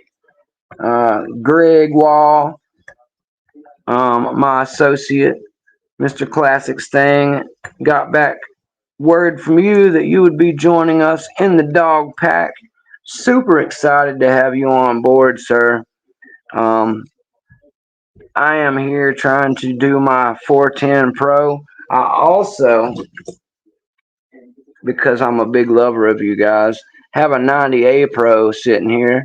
I haven't been able to open either yet, which is a testament to how good you guys make your security. Mr. Stang has sent me some fantastic Moki tools to do my picking attempt on these today. And I've been working on these locks for a couple hours a night, at least for the last week or so, Packlock PREZ. So I got to tell you, my man, I really appreciate everything you and your company do, supporting the community with the 200K challenge. I love to see that kind of stuff. Um, I'm glad to have you over there at the dog pack hanging out with us. I think that we'll get some really great community response for you over there. And I'm really thrilled and honored to have you here tonight, sir.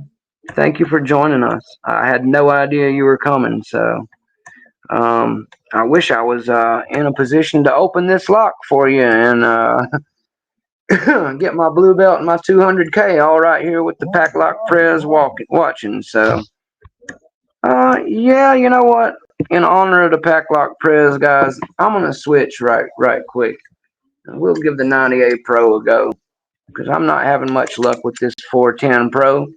And I think both deserve their chance in the sun today, especially in honor of the fact the real man, Packlock Pro PREZ himself, has come to join us and hang out. So it's all locked up. Nothing has changed in it. If I were lucky enough to pop it, Mr. Pro PREZ, I do have on standby a pinning tray and the appropriate Allen wrench tool to open this thing up and show you that the gutting is for real. So, yeah, I agree there, Dean. I have a better time with the lotto in hand, but when I pick on the channel, people like to see the vice. They always cry when I pick in hand, even though newer guys don't have vices. So, it's just one of those things, Dean. You can never please everybody all the time, so I do my best, and I appreciate you giving me a tip, though, because I agree with you that in hand is a better way for a lotto lock. Now, let's see if Mountain Mick can have any more luck with the 90A Pro. Pressure is really on today. Got my new Mokis. I got the Packlock PREZ hanging out in the chat, and I'm feeling super lucky and blessed to have both. So it'd be really dope to get this open for you guys. Can't promise I will, but I will try hard. For the sake of the way the challenge works, as you guys all know, I do need to show my key. This is the one that we're going to be playing around with right now. Let me get you a little shot of it. It's a beautiful 200K key, as you all know. There on the top, you can see 200K. And both of them look pretty close to each other because they are the same core, which is why they allow us to use both of these locks in the challenge. I also found out recently that my boy Chuck, who's in the chat, he picked his with a city rake. And I just wanted to tell all of you guys who may not know, you can get your 200K from raking one of these bad boys open. I think that's really cool, Packlock PREZ. I'm a very big promoter of oh, that's okay, Pack PREZ. You don't have to stay for the whole video, sir. I get ridiculously long at times, but just dropping by and having you in here, even for a moment, has been a big honor for Mountain Mick, sir. I look forward to seeing you over at the Dog Pack some more when you have time, and thank you. You're always welcome to drop in on a Mountain Mick Live, and like I said, thank you immensely, sir, for coming to hang out with us in the community and hang out at the Dog Pack. I'm going to keep on trying to get this beautiful 7-pin masterpiece that you have going here open with my new Moki tools. And whenever I finally do open one, I will be sending you all the information necessary to get that sweet swag from Packlock PREZ. So, say hello to Miss Pack PREZ and have a wonderful evening. I'm sure you're a hardworking man that deserves it. So we appreciate you coming by, sir. Thank you very much for your presence today and in the future at the Dog Pack. Now let's see if I can do anything with this mean little lock, guys. I tell you very much, I would trust most of my earthly belongings, including these Mokis, locked behind one of these locks.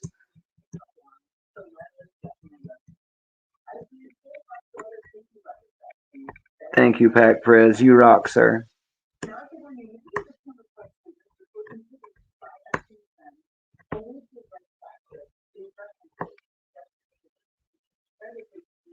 How about that, guys? We got the actual Pack PREZ in the Mountain Mick chat tonight. Surprise appearance. Right in the middle of me trying to get one of these open. And I'm feeling pretty awesome about that. Mustang, you really have some beautiful stuff going on, my brother. The way you've brought our community together in Discord. Alright, guys, say goodbye to the Pack PREZ. I'm going to do it in person real quick. Later, Pack PREZ. Mountain Mick appreciates you coming by, sir. Thank you for making these fantastic locks and for getting in the community with us. I look forward to seeing you at the Dog Pack Discord server as well. Have a wonderful evening with Miss Pack PREZ, sir. What an honor, guys. What an honor.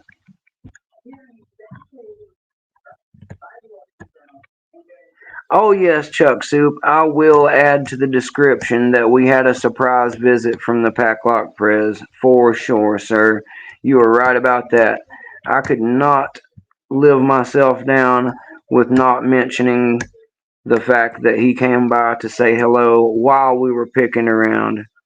Yeah, I talk about myself in third person, Dean, because it helps me remind myself that I'm talking about me in the channel.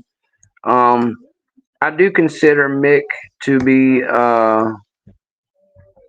not just an alter ego, but a brand of sorts, Dean. So when I talk about Mountain Mick, I sometimes don't even mean in the noun version.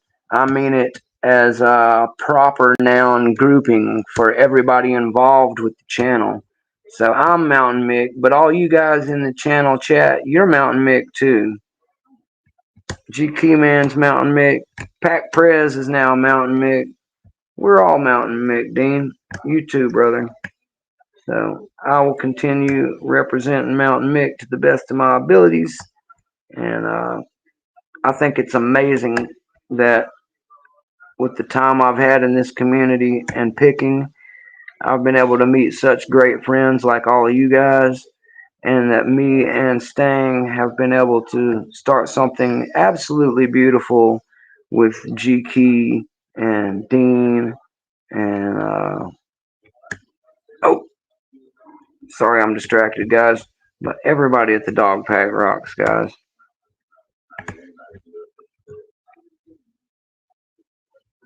Exactly, GK man. Mountain Mick is never alone. I don't like being a lonely guy, and having all of you guys have my back all over the world, international style, means that no matter what time it is where Mountain Mick is, he's got a friend who's doing some picking, wide awake, and might want to shoot the breeze a little bit and give me something to do besides sitting here and being sad. So really is great to have friends, and that's the best part of this community, guys. It really, really is. But what an honor to have the Packlock PREZ drop by, guys. I'm still baffled by that. Sorry if it's throwing me off a little bit, but I'm a little starstruck, guys. Yes, I agree, Wild Billiam. I had no idea that. I don't think any of us realized about a week or two ago when it didn't exist yet. I don't think me and Mustang, either one of us, really knew that we were about to help create something so fantastic. But he asked me a few things about how to go about doing it, and I introduced him to a few people that he was going to need along the way. He had already met Broke and started talking to GK Man through Broke as well. So when I mentioned getting GK Man to help him build everything, it all started to come together. And having Dean and Greyhound also involved with everything, I felt was a stroke of genius. Having Rune Smith and Broke hanging around with us as well, instrumental. And this, like I told him the other night, guys, the dog pack is a beautiful community option for everybody, and it just seems to be a snowball that is really catching speed, guys.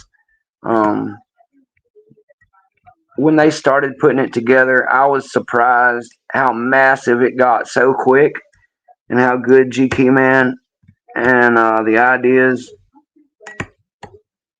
all started to fall together. The imagery that Greyhound and some of the guys have created is fantastic. I love all of the images from the server, all the little dog pack stuff, and the symbol that we've got. And I just really enjoy the whole thing, guys. I got myself a laptop recently. I'll show you guys that one of these upcoming. I haven't used it in here yet because I've really been trying to enjoy the pics, and I'm not sure how I can use the laptop to set up any better than what I've got going on here with this new, really awesome camera um, setup that I've got going. But I will incorporate it in some of our stuff later and use it to edit and record some of my shorts and other stuff. We'll see what all I can get going with there. But I really think Restream. Nola! What's up, Nola? Nola, you should have been here, brother. We just had the Packlock PREZ in here, but I'm sitting here trying to use these sweet new Mokis that I got from my boy Classic Stang. He was good enough, right as America was running out, to get Lockpicker's Bench to make a Mountain Mick Gold Digger set. with lime green handles and have it sent to me. I'm feeling super spoiled, fantastic. But he told me that what he was requesting when they arrived, was for me to take another shot, but this time live at my Packlocks. To which I agreed with him a week or two ago when we first started talking about it. Well, as fate would have it, somewhere in between, we got this great idea. It batted around with a few other people, and the dog pack was born. So, yeah, let me throw the dog pack one back up there. Boop. The dog pack is open, guys, and yeah, I think it's very safe to say that it's in full swing. We've got Jimmy Longs and Lady Locks. We've got Rune Smith and Kodak, who is a pick maker from Mexico. Some of you guys really need to see his work. Um, we got Packlock PREZ on board as of earlier today. He just stopped in to watch the live of me sitting here trying to pick one of his locks. So I feel honored to even, have him around here and have him at the dog pack. And wow, guys, just really big, cool things going on for us at the dog pack and here for Mountain Mick. And all of you guys are part of that, man. Like, I am just a dude, a poor dude that likes to pick. Just started a few months ago. Well, a couple, really. And who's made a massive amount of friends through networking and playing around on the internet and the phone. So that's something I've always enjoyed doing. But I'm getting better at the picking part as time goes by. But I've really enjoyed introducing some of my friends and seeing them grow some ideas together. And I think that this new server Discord that GK Man and the boys and Stang have all put together with Greyhound and Dean and myself, um, it rocks, dude. I'm not gonna lie to y'all. It's cool. I've been hanging out in it a lot. I like to go over there before and after my lives to talk to people and just try to, make a bigger impact in the community as I possibly can. And we're really catching some tread, dude. Like I had no idea we'd be able to get um, Jimmy Longs or Lady Locks or the Packlock PREZ. I didn't know we could get Kodak, Rune Smith, any of these people, guys. And the fact that we did is still stunning to me. But like I try to tell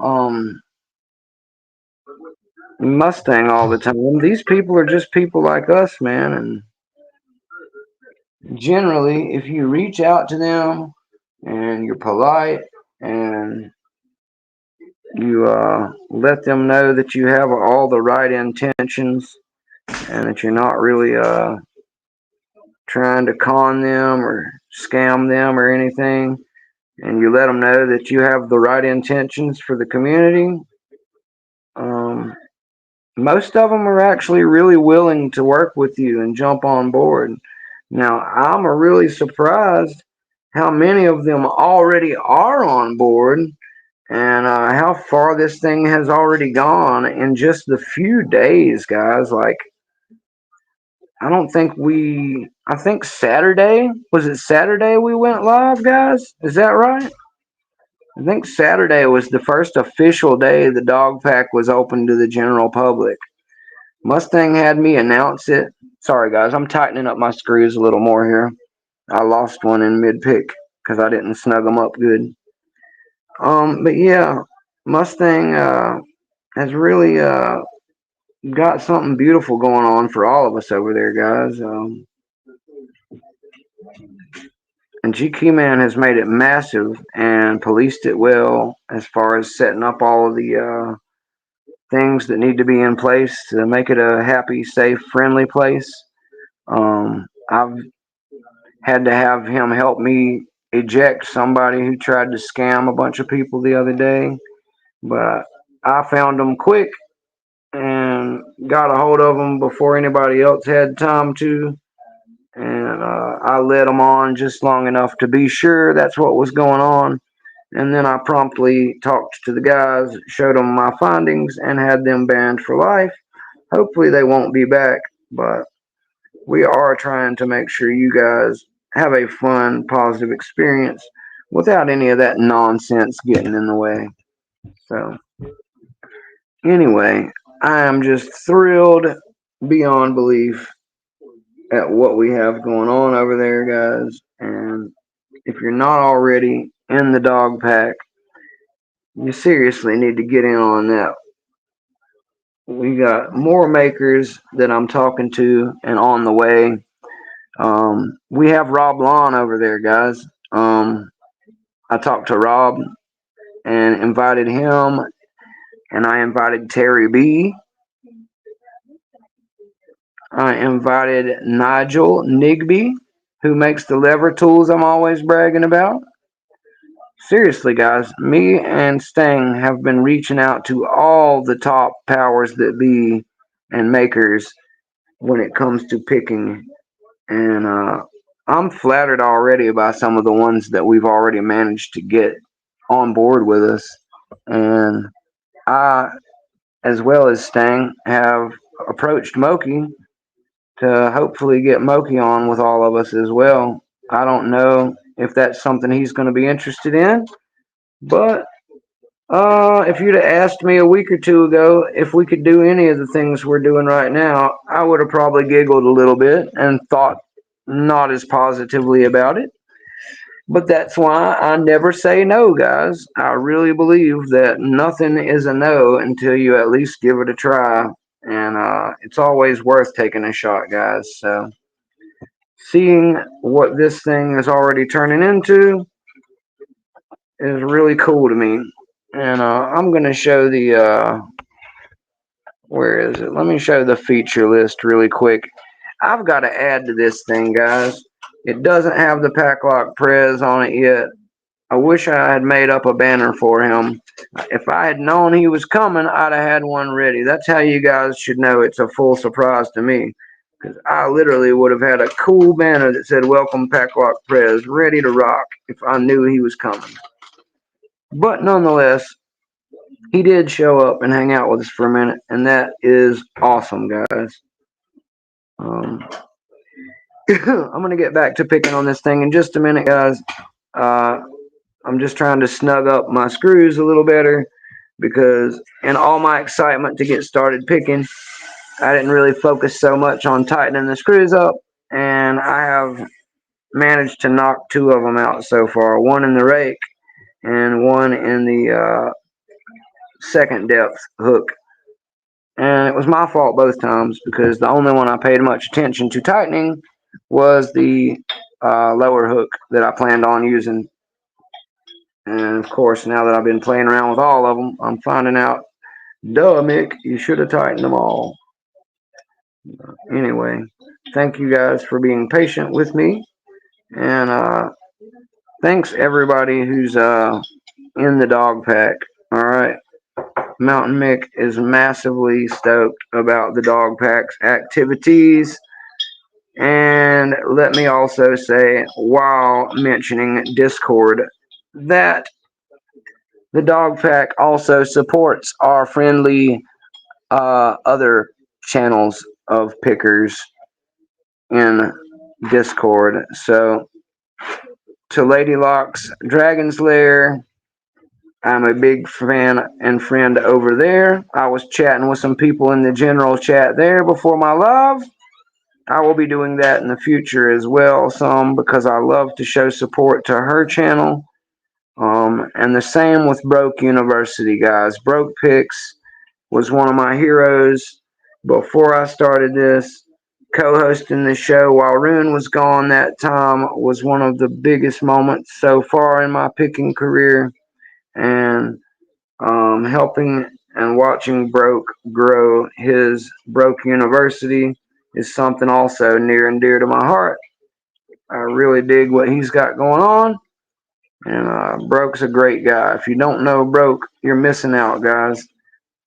He used to be just a guy that I watched that was one of my heroes. And I like to think at this point that we have very much evolved into a very high level friendship. So just know that what I'm trying to illustrate here is that we all support all the channels over there, guys. We're not trying to do some takeover. We're trying to share with everybody and have a good time and spread the spirit of lock sport. And I know that everybody that I just mentioned feels the same way. So when it comes to getting into divisive stuff like who's your favorite maker and what's your favorite Discord channel, I don't want no part of that kind of stuff, dudes. I just want to have fun with everybody and all my friends in the lockpicking community. And I think we can do that without always having to pick somebody and talk smack about somebody else. Anyway, I'm going to get back to picking around on this for a minute. When I get done failing at it here in a minute, I'm going to pop a few more locks so I can feel good about myself. And we'll talk a little bit longer, and then I'll start to wind the show down. And I will be hanging out after the show in the dog pack. You can meet me in Mountain Mix at the dog pack, or you can meet me in the general at the dog pack. I will be hanging out after the show, chit-chatting around with you guys, and I'd love to hear your thoughts on the show afterward. Any production notes that you'd like to pass on to me, anything that you liked and wanted to ask a question about that you missed the time to ask about, anything like that, guys. Or if you just wanted to ask me something privately, feel free, once this is over, to DM me. And that way we can have a conversation between us without the entire chat or world listening. Mountain Mick respects privacy and the need for it at times.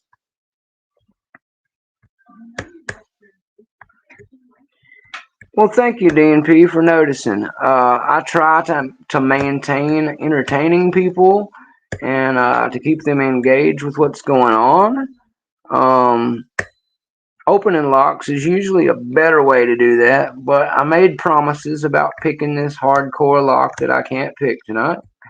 And I am not a welcher. When a man sends me a really sweet dream set of picks, and then the guy who made the lock himself shows up to say, hey, are you picking my lock? I just got to stay dedicated to the cause, guys. So thanks for understanding. But when my man Stang sends me some Mokies, and then the Packlock PREZ himself drops by to say, hey, are you enjoying my locks? I got to keep it, going that way for at least a little bit. What a massive live, guys. I will be adding to the title, as Chuck Soup kindly suggested. When I put the replay to this one out, it will have the Mokies listed in the title, but more importantly, it will have a surprise visit from Packlock PREZ listed, and I will be sure to hashtag and at him so that way he knows how much we really thought of him coming by, loving and supporting, and being a great part of the outreach in the community. I really think that lock makers like Packlock PREZ, his name's Greg Wall for those of you who didn't know. But I think Greg, the Packlock PREZ, and Jimmy Longs, whose name I will not really go into, but we all know him as Jimmy Longs, and we'll just keep it that way. I think that the two of them being so involved in the community is a really awesome thing, guys. I mean, they're both from the Pacific Northwest area of America. Their companies are anyway. I don't know about them as people, but at any rate, both of their companies are based out of the Pacific Northwest. And to have a pick maker and a lock maker hanging out joining your server and being in the chat, active with all the people in your friendly hobby community. I mean, where else do they have that, guys? Like, what other hobby? I'd love to hear about it. If there's another hobby you know about where the people who literally make the products are hanging out with you in the chats and stopping by to ask about stuff and giving you discounts on their stuff and asking ideas for what would improve their products from you. If there's anywhere else where you know that people do that, I would love to hear about that, guys, because that's just another beautiful part of lock sport, guys. I've never known anything else to have that much active um, cooperation and involvement from the people who literally are making the stuff we all play with. You know, I think Lego would maybe qualify. That's about as much as I can think, dude. Lego's really good about being active in their own community and that type of thing. But I can't think of another hobby that has the kind of cooperation and stuff that we just got, guys. Like I said, we got Jimmy Longs hanging out. We got some of the black belt level pickers.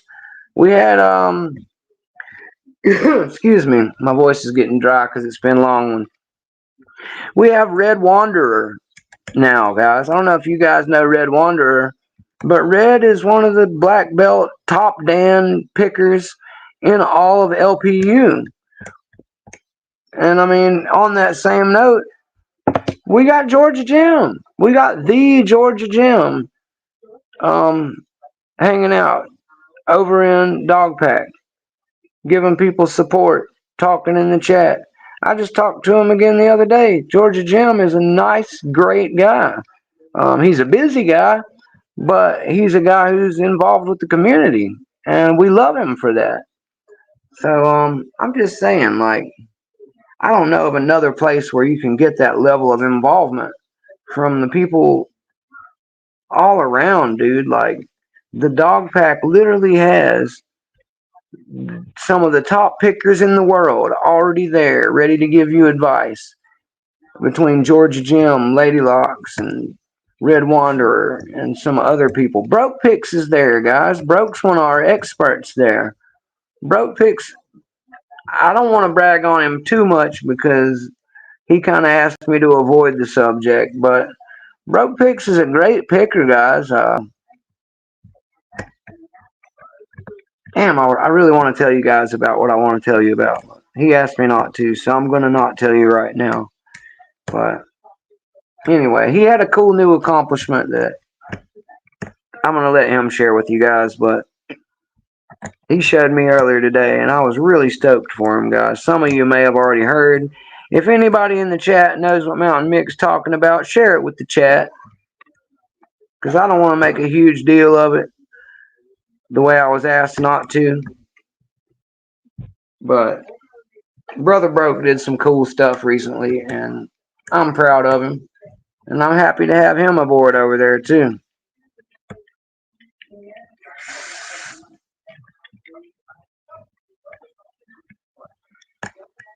My goodness, guys. I think I'm about failed out on these pack locks, guys. I think I have gone and gave you about 30 to 45 minutes worth of failing on each one. And part of that is because I'm talking to you guys in the process, too. I'm not really focusing the way that I could and should on the hardest locks I'm currently trying to pick. But I have got a really good feel for them from doing all this playing around, and at least it's not complete slopping and flopping. But I'm gonna spend a little more time in private with the camera on, getting these things worked, and maybe one of these times very soon, especially with these sweet new moke tools, I will be able to get one of them to open up, guys. But I don't think, unfortunately, that today's going to be that day. Not during this live session, anyway. Now, if I had been good enough to pop it in front of the Packlock PREZ during the quick few minutes he was here, that would have been really sweet. But I'm not that good for you guys yet. I will be. I promise you that. The day will come where Mountain Mick is that good. So until then, I will continue to battle these two Packlocks. Let me move this out of the way, and I will pick a few more things and hang out just a little longer.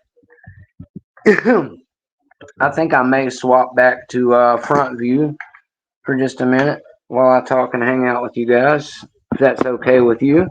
I know many of you enjoy the over-the-shoulder view, especially when it comes to excuse me, when it comes to picking the vice picking stuff. Let me see if I can get this thing adjusted without breaking it, guys. The weight of it makes it really hard to set up without hurting it. Maybe up a little more. And maybe I'll just have it face towards me. You know what? Sorry for the wait, guys. I'm just trying to get myself adjusted better for you here. Maybe I can try it the other way for once.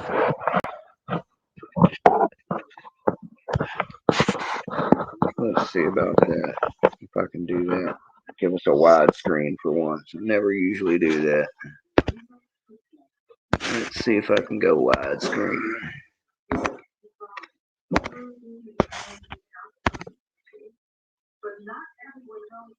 Orientation selection not available in live. Well, ain't that something? Trying to get it to swap, guys. I guess it won't let me trade it in the middle. Well, we will use the laptop for one of those in the future so I can just talk to you guys normal ways. This is going to be slanted just a little bit because I can't lock it down the way I wish it could. I'm going to try to set something with it so maybe it's not so bad. I don't want to cause too much stress to this thing because, as I said, it was a gift. It had to be repaired a little bit for it to work at all, and that's okay. Like I said, we're working with a lot of different new stuff here. Thank you for being patient with Mick as he gets certain things to work. Get out from under their screwdriver. Yeah. There we go. That should be close enough, guys. Now let me switch you guys to the right direction. And we'll continue for just a little bit longer. There we go. Oh, and let me turn this stupid mirroring off so I know which way is left and which way is right, because that drives me nuts, guys. There we go. Right is right. Much better. So I'm going to turn off the banner thing really quick. Let's undo that and go back to just the main one. All right, so now I can see what you guys are talking about. You guys can see me. Let's see, Lego lockpick. Yeah, that would be cool, wouldn't it, Pumpkin King? Black Smoke Joe. We got Wild Billiam hanging around. Wild Billiam, are you still out there, brother? Really enjoyed you stopping by. Oops, almost messed my stuff up. Let's see what we can pick around on for a minute before we go here, guys. We'll try and get us a couple more pops out of our system with these beautiful Moke tools.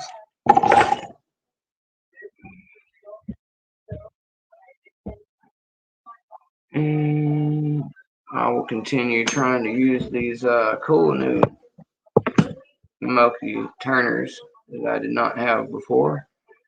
Sorry guys, I'm trying not to annihilate my sticker section over here. I've made a bit of a mess tossing things around and working on the fancy stuff. Getting the Packlock PREZ in here shook me up just a little bit. Didn't expect such a big celebrity who made the lock I was working on to drop by in the middle of me picking it, failing to pick it. That's all right though. Like I told him, that's just another quality testament to how well they make that lock.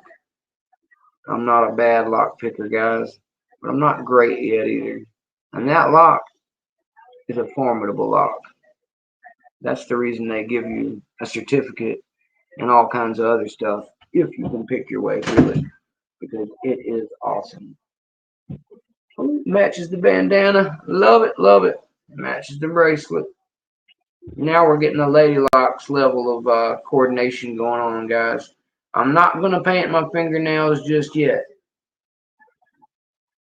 If I can find the right color, a lime green, we'll think about it. I don't know about that, guys. We'll see.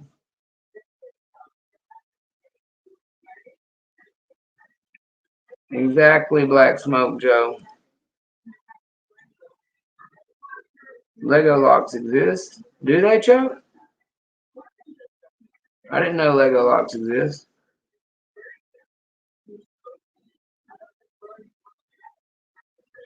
Okay, Nola. Sounds good. I will give you a shout whenever we get done with the live, brother. If I forget, just message me. I probably won't forget, but if I should forget, just let me know, Nola. I definitely do want to talk to you about whatever you got to let me know about. Very interested in that, sir. Sorry, guys. I'm trying to reassess here. I was still using the super tall moke hook. I don't need one that tall for this lock.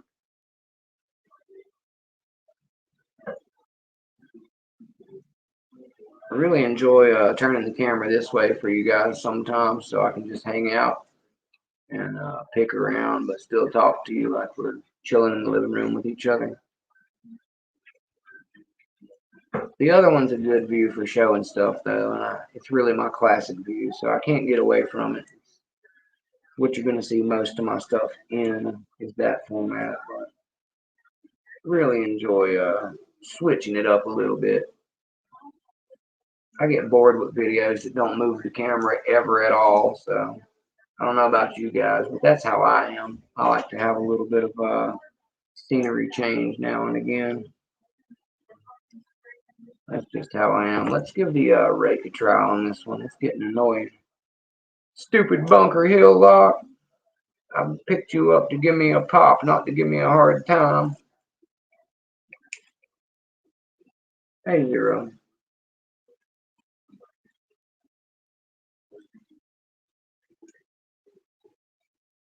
There we go.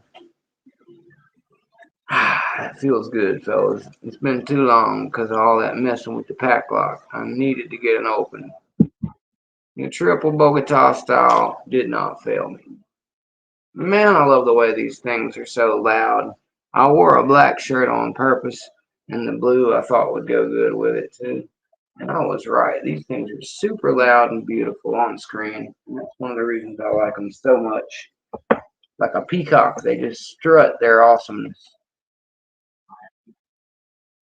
Still haven't decided whether I got these two backwards from each other. I think that I made the red the smallest one.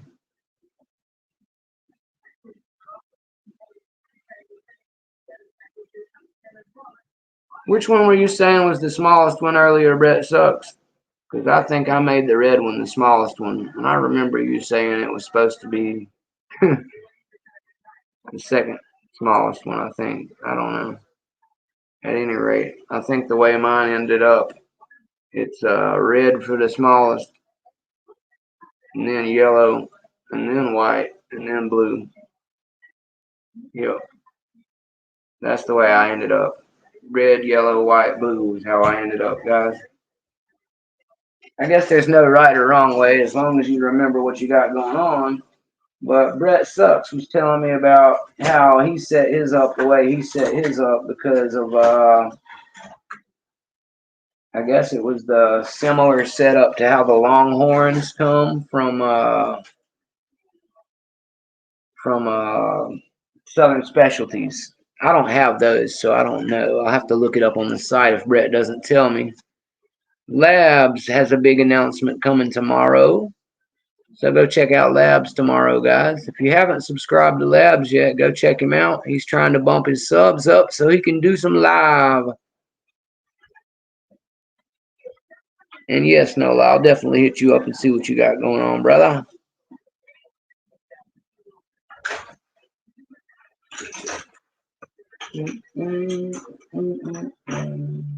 Now this lock I can pick, but it's not as much fun because the shackle doesn't pop.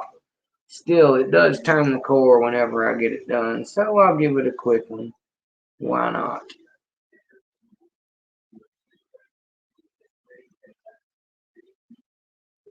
I guess any of my turners will fit. But I think I did blue for the biggest one, guys. It looks like the biggest one to me. Oh, no, no. I'm wrong again. I think the white ended up the biggest. I'm going to have to measure these things or something, guys. Maybe I'm just not stoned enough. I look at them one time and I think one's thicker than the other, and then I sit them down, pick them up, squeeze them again, look at them. It seems the other way. That's definitely smaller than that. And red is the itty bittiest smallest one for sure. Okay, so it looks like I've got red, yellow, blue, and then white, the way mine ended up. So red is the smallest, white is the biggest, and I got yellow and blue in between. I think that's what I've got going on, guys.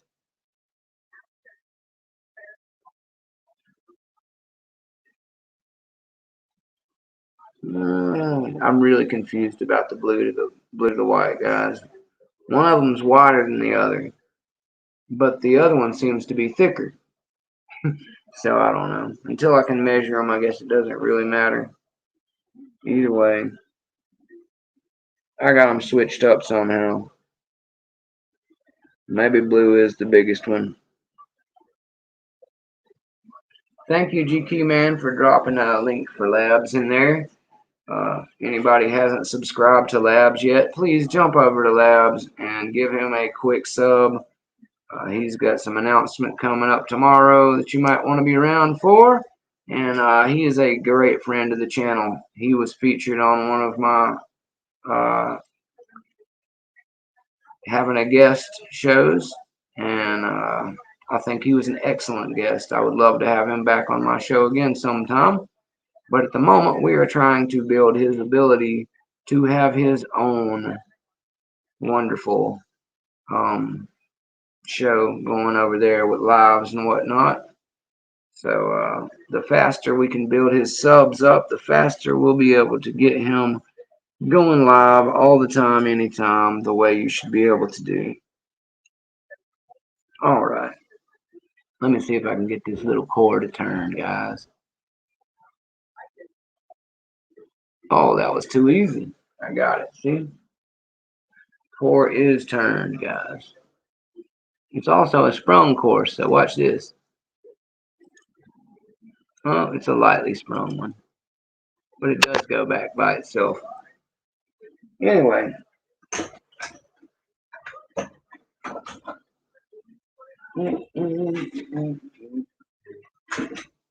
See what else we got playing around with here.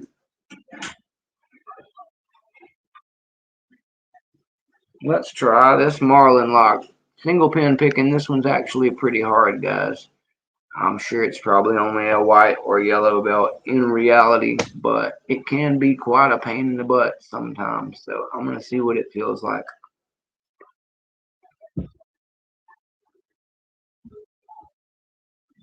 You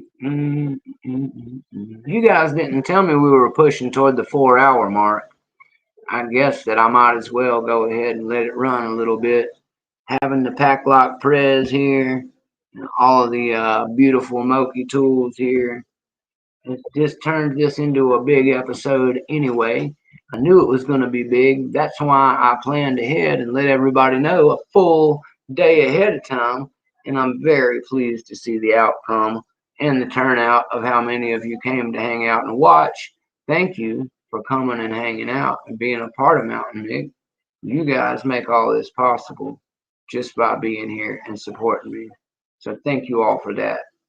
And I still can't believe I've got some sweet Mokis to play around with. Thank you, Classic Stang, for that. And I can't believe that the PREZ is hanging out with us permanently.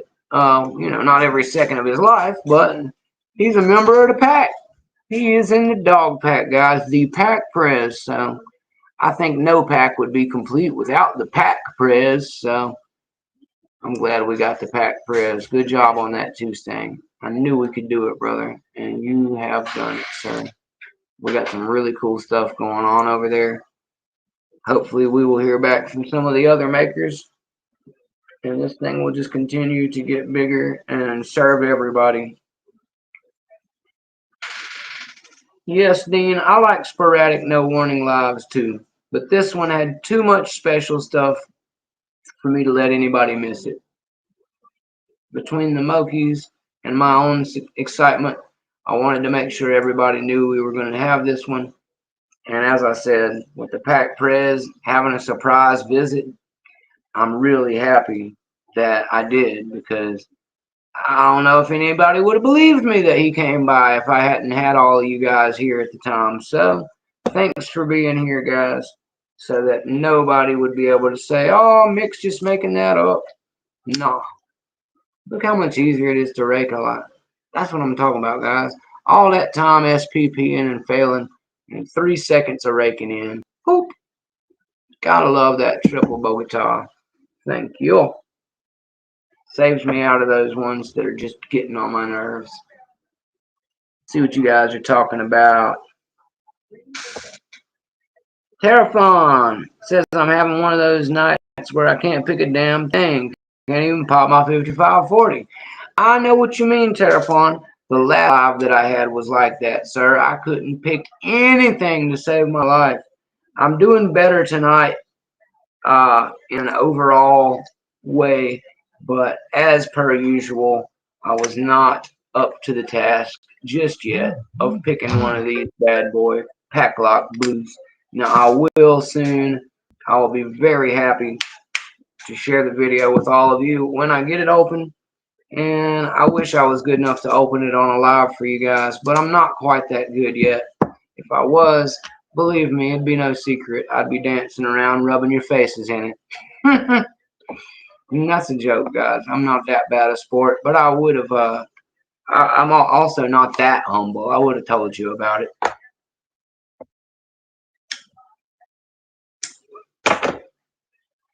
Oh, let's see what we can play around with before we call it a night. No, not that one. They've all seen that one. Let's see if we can get this orange belt I couldn't do the other night. Let's try that out.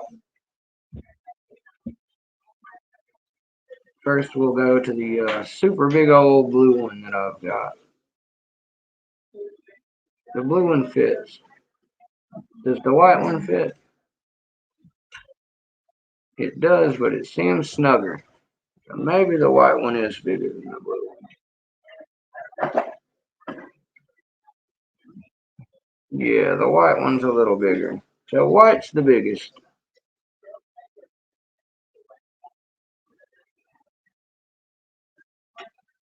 Okay, guys, I finally got it figured back out. Mine appear to be red, yellow, blue, white.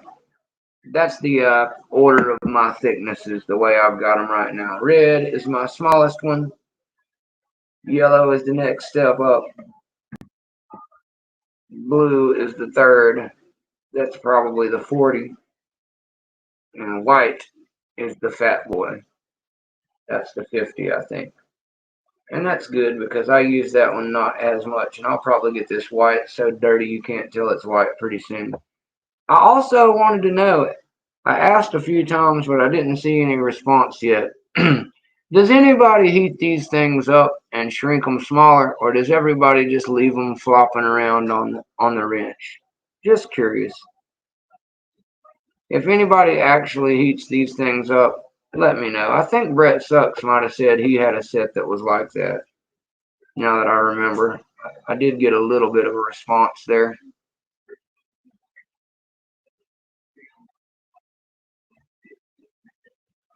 But yeah, it's going to be red, yellow, blue, and then white for my thicknesses. Terraphon says Terraphon shrinks his. So I might do that, Terraphon. I really like the idea of shrinking them. The only thing is, when I switch sides, I really kind of, it's not important, but I like having this little thing where my finger is at. And if I shrink it, I will shrink it to the middle. So I won't have it on either then. That's the only thought I'm having about it. Terraphon, thanks for coming to hang out, brother. Terraphon says he's done for the night. Mr. Happy says he shrunk his also. Mr. Happy, did you shrink yours right dead center? Or did you shrink them to one side for whatever reason? Let me know exactly how you went about it. Well, yeah, I'm going to definitely verify my color to size matches, GK. And if somebody could tell me again how those are supposed to actually work, I do know which ones are which now. I've got them lined up. So I just need to know what the colors are actually supposed to do. I forgot because it's been about 2.5 hours since I heard, and I picked a lock that turned my brain into a noodle. And then I picked its sister that did the same thing all over again. My brain hurts, guys. My hands don't, though, while I'm on the subject. I might have vaporized some of my brain on these locks, but my hands feel like I could pick for another 10 hours, guys. These Mokis are super comfy. Thanks for that, Stang. I'm going to get a lot more picking out of these babies, and maybe I'll get better. That's also genius, GK Man. GK Man has suggested that I cut them in half, and that way I can put one on both sides where my finger lands. I think I will do that, GK. That's why I love you, man. It's those great ideas, man. What a thinker. Here I was thinking about buying another set of the little covers like an idiot, and GK Man says the simplest possible answer. Cut it in half, stupid. I don't know why I didn't think of that, GP. I told you, I got brain scramble from that 98 Pro Packlock.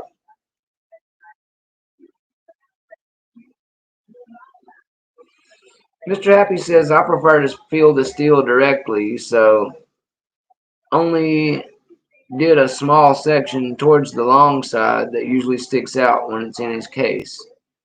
So I guess that he usually puts the smaller side down in his case, which makes sense. That's what I do with most of them. And he's just got a little piece of it up at the very top, so he can see it when he pulls it from the case. I like that too, Mr. Happy. Um, I'm not super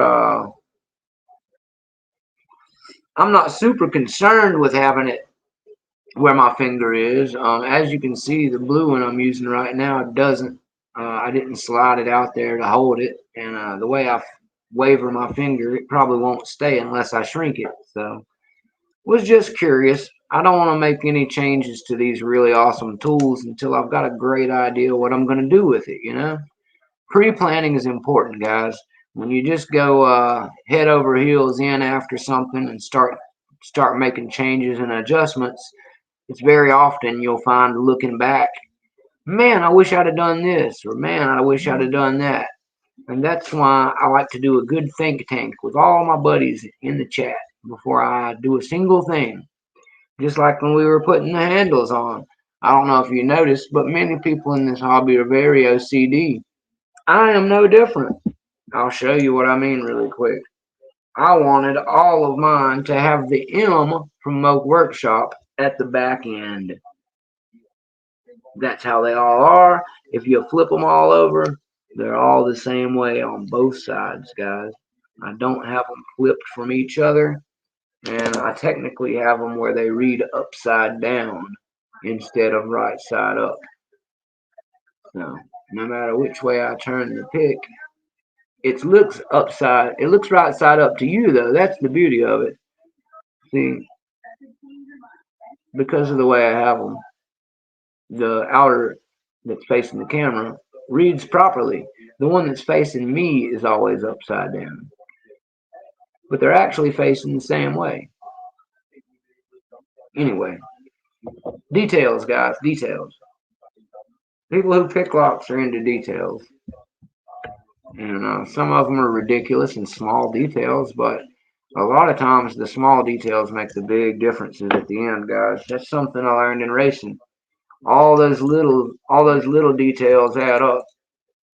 And, in the end, they can make the difference between winning and losing. So it's important that you make all the little adjustments you can. Do everything you can to have your best effort put together. That way you will not be surprised. And you won't feel like you left anything on the table. That's the important part. When you give it your all and really give it your best, you know that you couldn't have done better. And that is a more comforting feeling than winning for me. I don't mind losing if I did my best. That just means somebody else did better.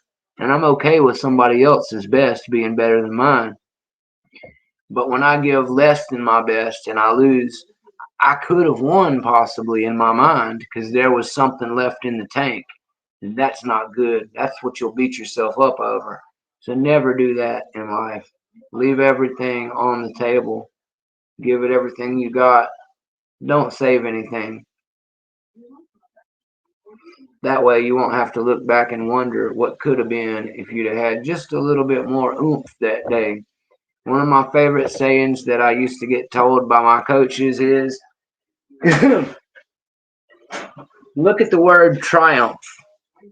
The first part of the word triumph is try, but it ends with oomph. I like that, guys. So start with try, but remember, trying is just trying.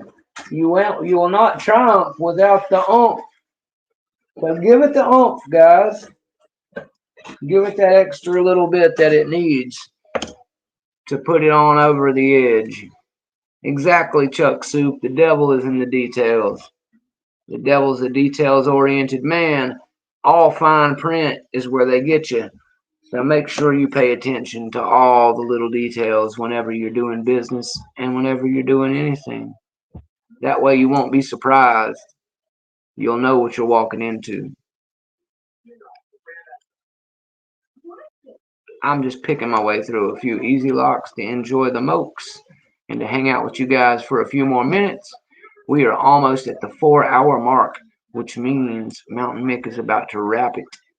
And I'm going to go back down the rabbit hole with all my friends and hang out in the dog pack for the rest of the uncivilized hours of the day. This replay will be uploaded instantly, which I love. Whenever I do my YouTube recording lives, they take almost a full day to get the replay up.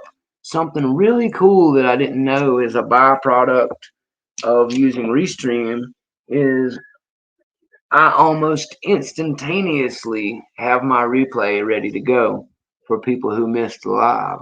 Whenever I end it, I can pretty much jump right back over to YouTube and make the adjustments to name titles and share it all back to everybody in Reddit land, Facebook land, and all those other wonderful places. So I really dig using the Restream app, guys.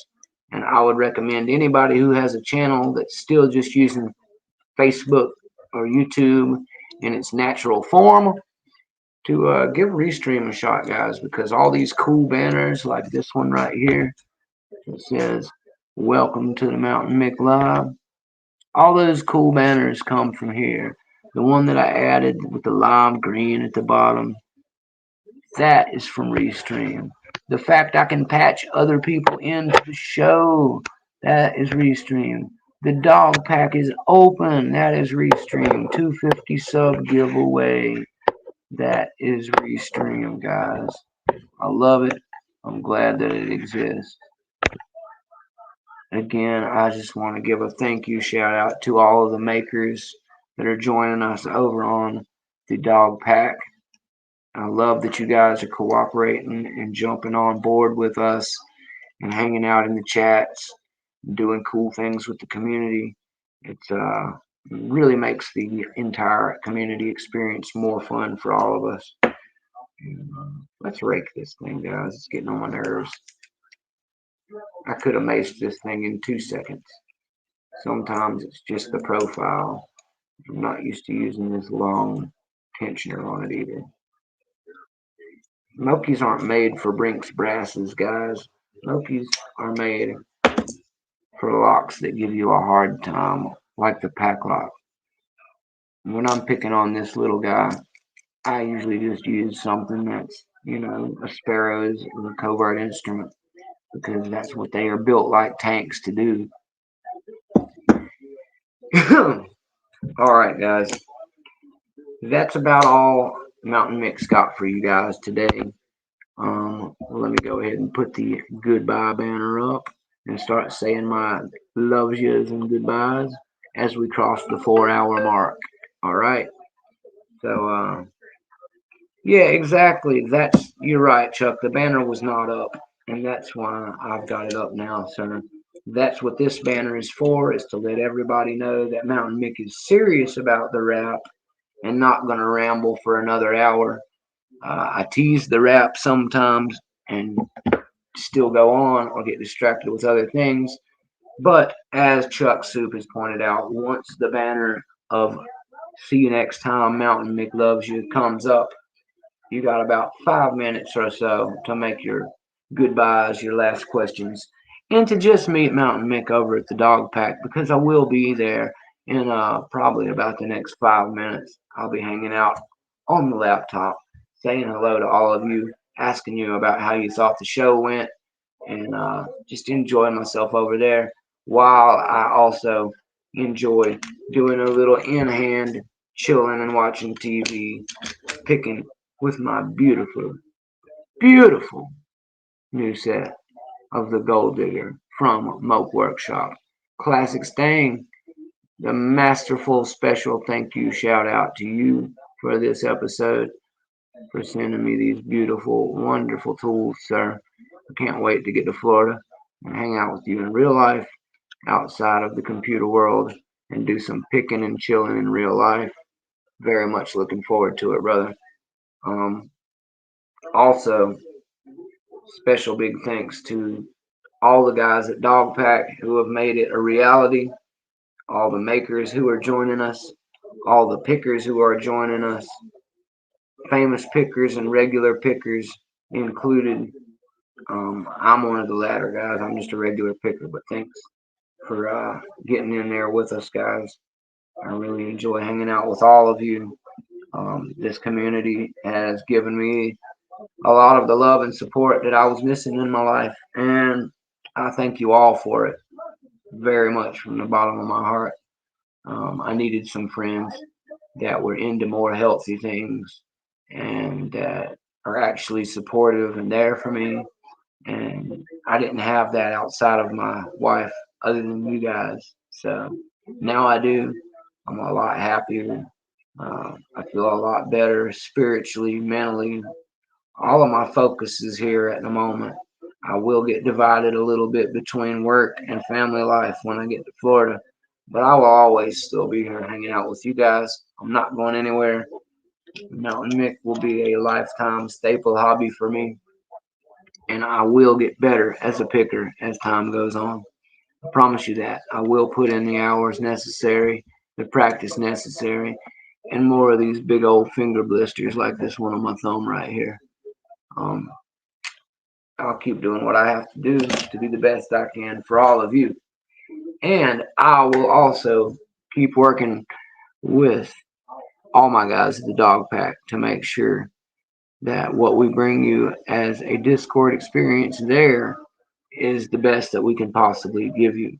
The other day, Stang asked me, Mountain Mick, um, are you going to start your own Discord? GK Man also offered to set me up with my own Discord server, guys. Maybe one day in the distant future, I'll consider it. But for the moment, I don't want to divide my energy and my efforts. I don't want to feel like I'm taking away from what we have going on over there. And I have enough fun with you guys solo here at the Mountain Mick channel. This is my baby. This is what I've hoped to create with and for all of you. And I feel like I can get everything I need from my personal input out over here. And I've got a nice little corner over there to hang out with you guys in. And that's what I asked for. I didn't want a massive amount of it. I didn't want some huge place all to myself. It's a community thing, guys. That's why I enjoy the dog pack, because it's not all on Mountain Mick to make it all happen. All of you are part of it too. You can have your own little corner. You can promote the pics you make or the progress you're making or whatever you've got going on. That's the whole idea, guys. So, Mountain Mick's not going anywhere, but if he goes on a month-long vacation with Mrs. Mick, he's going to have content pre-recorded, put it up on the channel, and then his own Discord server and everything would just kind of suffer for a little bit. With this setup, that's never going to happen, guys. And that makes me very happy. So, I'm going to do the wrap up here. That's all I really got for you guys. Let me give my last few thank yous. Thank you to Lockpicker's Bench for providing America with a way to get their hands on Moki. I know you guys ran out for right now. That's cool. I'm not hating. I know how product supply works, but you guys are the reason we don't have to always order directly from Germany, and that rocks. So thank you guys for that. Also, I know that when all this clears up, we'll be able to get some more from you guys, and hopefully we'll also be able to get some more from the Moke Man himself, Moki. Moki, if you ever get to hear this, I love your tools. I really hope that you join us over at the Dog Pack whenever you get the chance, or feel free. We will not crowd you or make you answer a bunch of questions or anything. We'll give you the red carpet treatment and your own controls to be as active or hidden as you like, because that's what we prefer to do for our makers. Thank you to 44 Delta for making really cool handles and 3D swag for all of our lock sport friends and their needs. And thank you as well. Where did it go? Thank you as well to Georgia Jim for sending me some cool stuff and for being on board with the dog pack as well. And I don't think any of my lives would be totally complete without thanking Mr. Happy, who is just a great friend, helps me with the production on lighting and sound and stuff not being horrible here. So thank you to him for just being a great friend. And let me not forget to thank Miss Ladylocks as well, who is hanging out with us. I've got bigger stickers of hers. I'll break them out and show them next time. But thank you massively to the Queen of Lock Sport, Miss Ladylocks, for supporting us and being part of the Dog Pack experience as well. I see Mr. Dean P is going live, guys, so that is my shaka ride out for the day. Anybody who wants to, hey Marissa, I'm sorry, this is the wrap, but the restream of it will be up in just a second. Thank you for coming by. You're always supporting us, Marissa. Come to the dog pack and talk to me in a second if you want. I'll be glad to chat with you, Marissa. For everybody else, Dean P has gone live just now. That's what I'm going to be doing, is watching Dean P and hanging out in the dog pack. So I'm going to bounce so we can all get over there. Maybe we'll get us a nice link down there in the chat. Most of you already know how to get to Dean P's. Dean P is my boy. Go support him. Drop some likes over there. Give him all the love. Yeah, exactly, Nola. It's always too late. And yapping is what I do best, sir. That's what's made all this beautiful stuff happen. Thank you for your support, Nola. And I'm ready to see what's going on with you as well once I get out of here. I didn't forget, brother. I love you guys. And that's about all Mountain Mix got for you. So thanks for hanging out. Thank you to PREZ for coming by and watching me fail to open your awesome locks, sir. I really enjoy them. I will be letting you know when I get that 200K pop. so you can send me some cool swag. Mountain Mix out of here, guys. I'll let you guys know when I'm going live next. Bye bye. Go watch some DNP.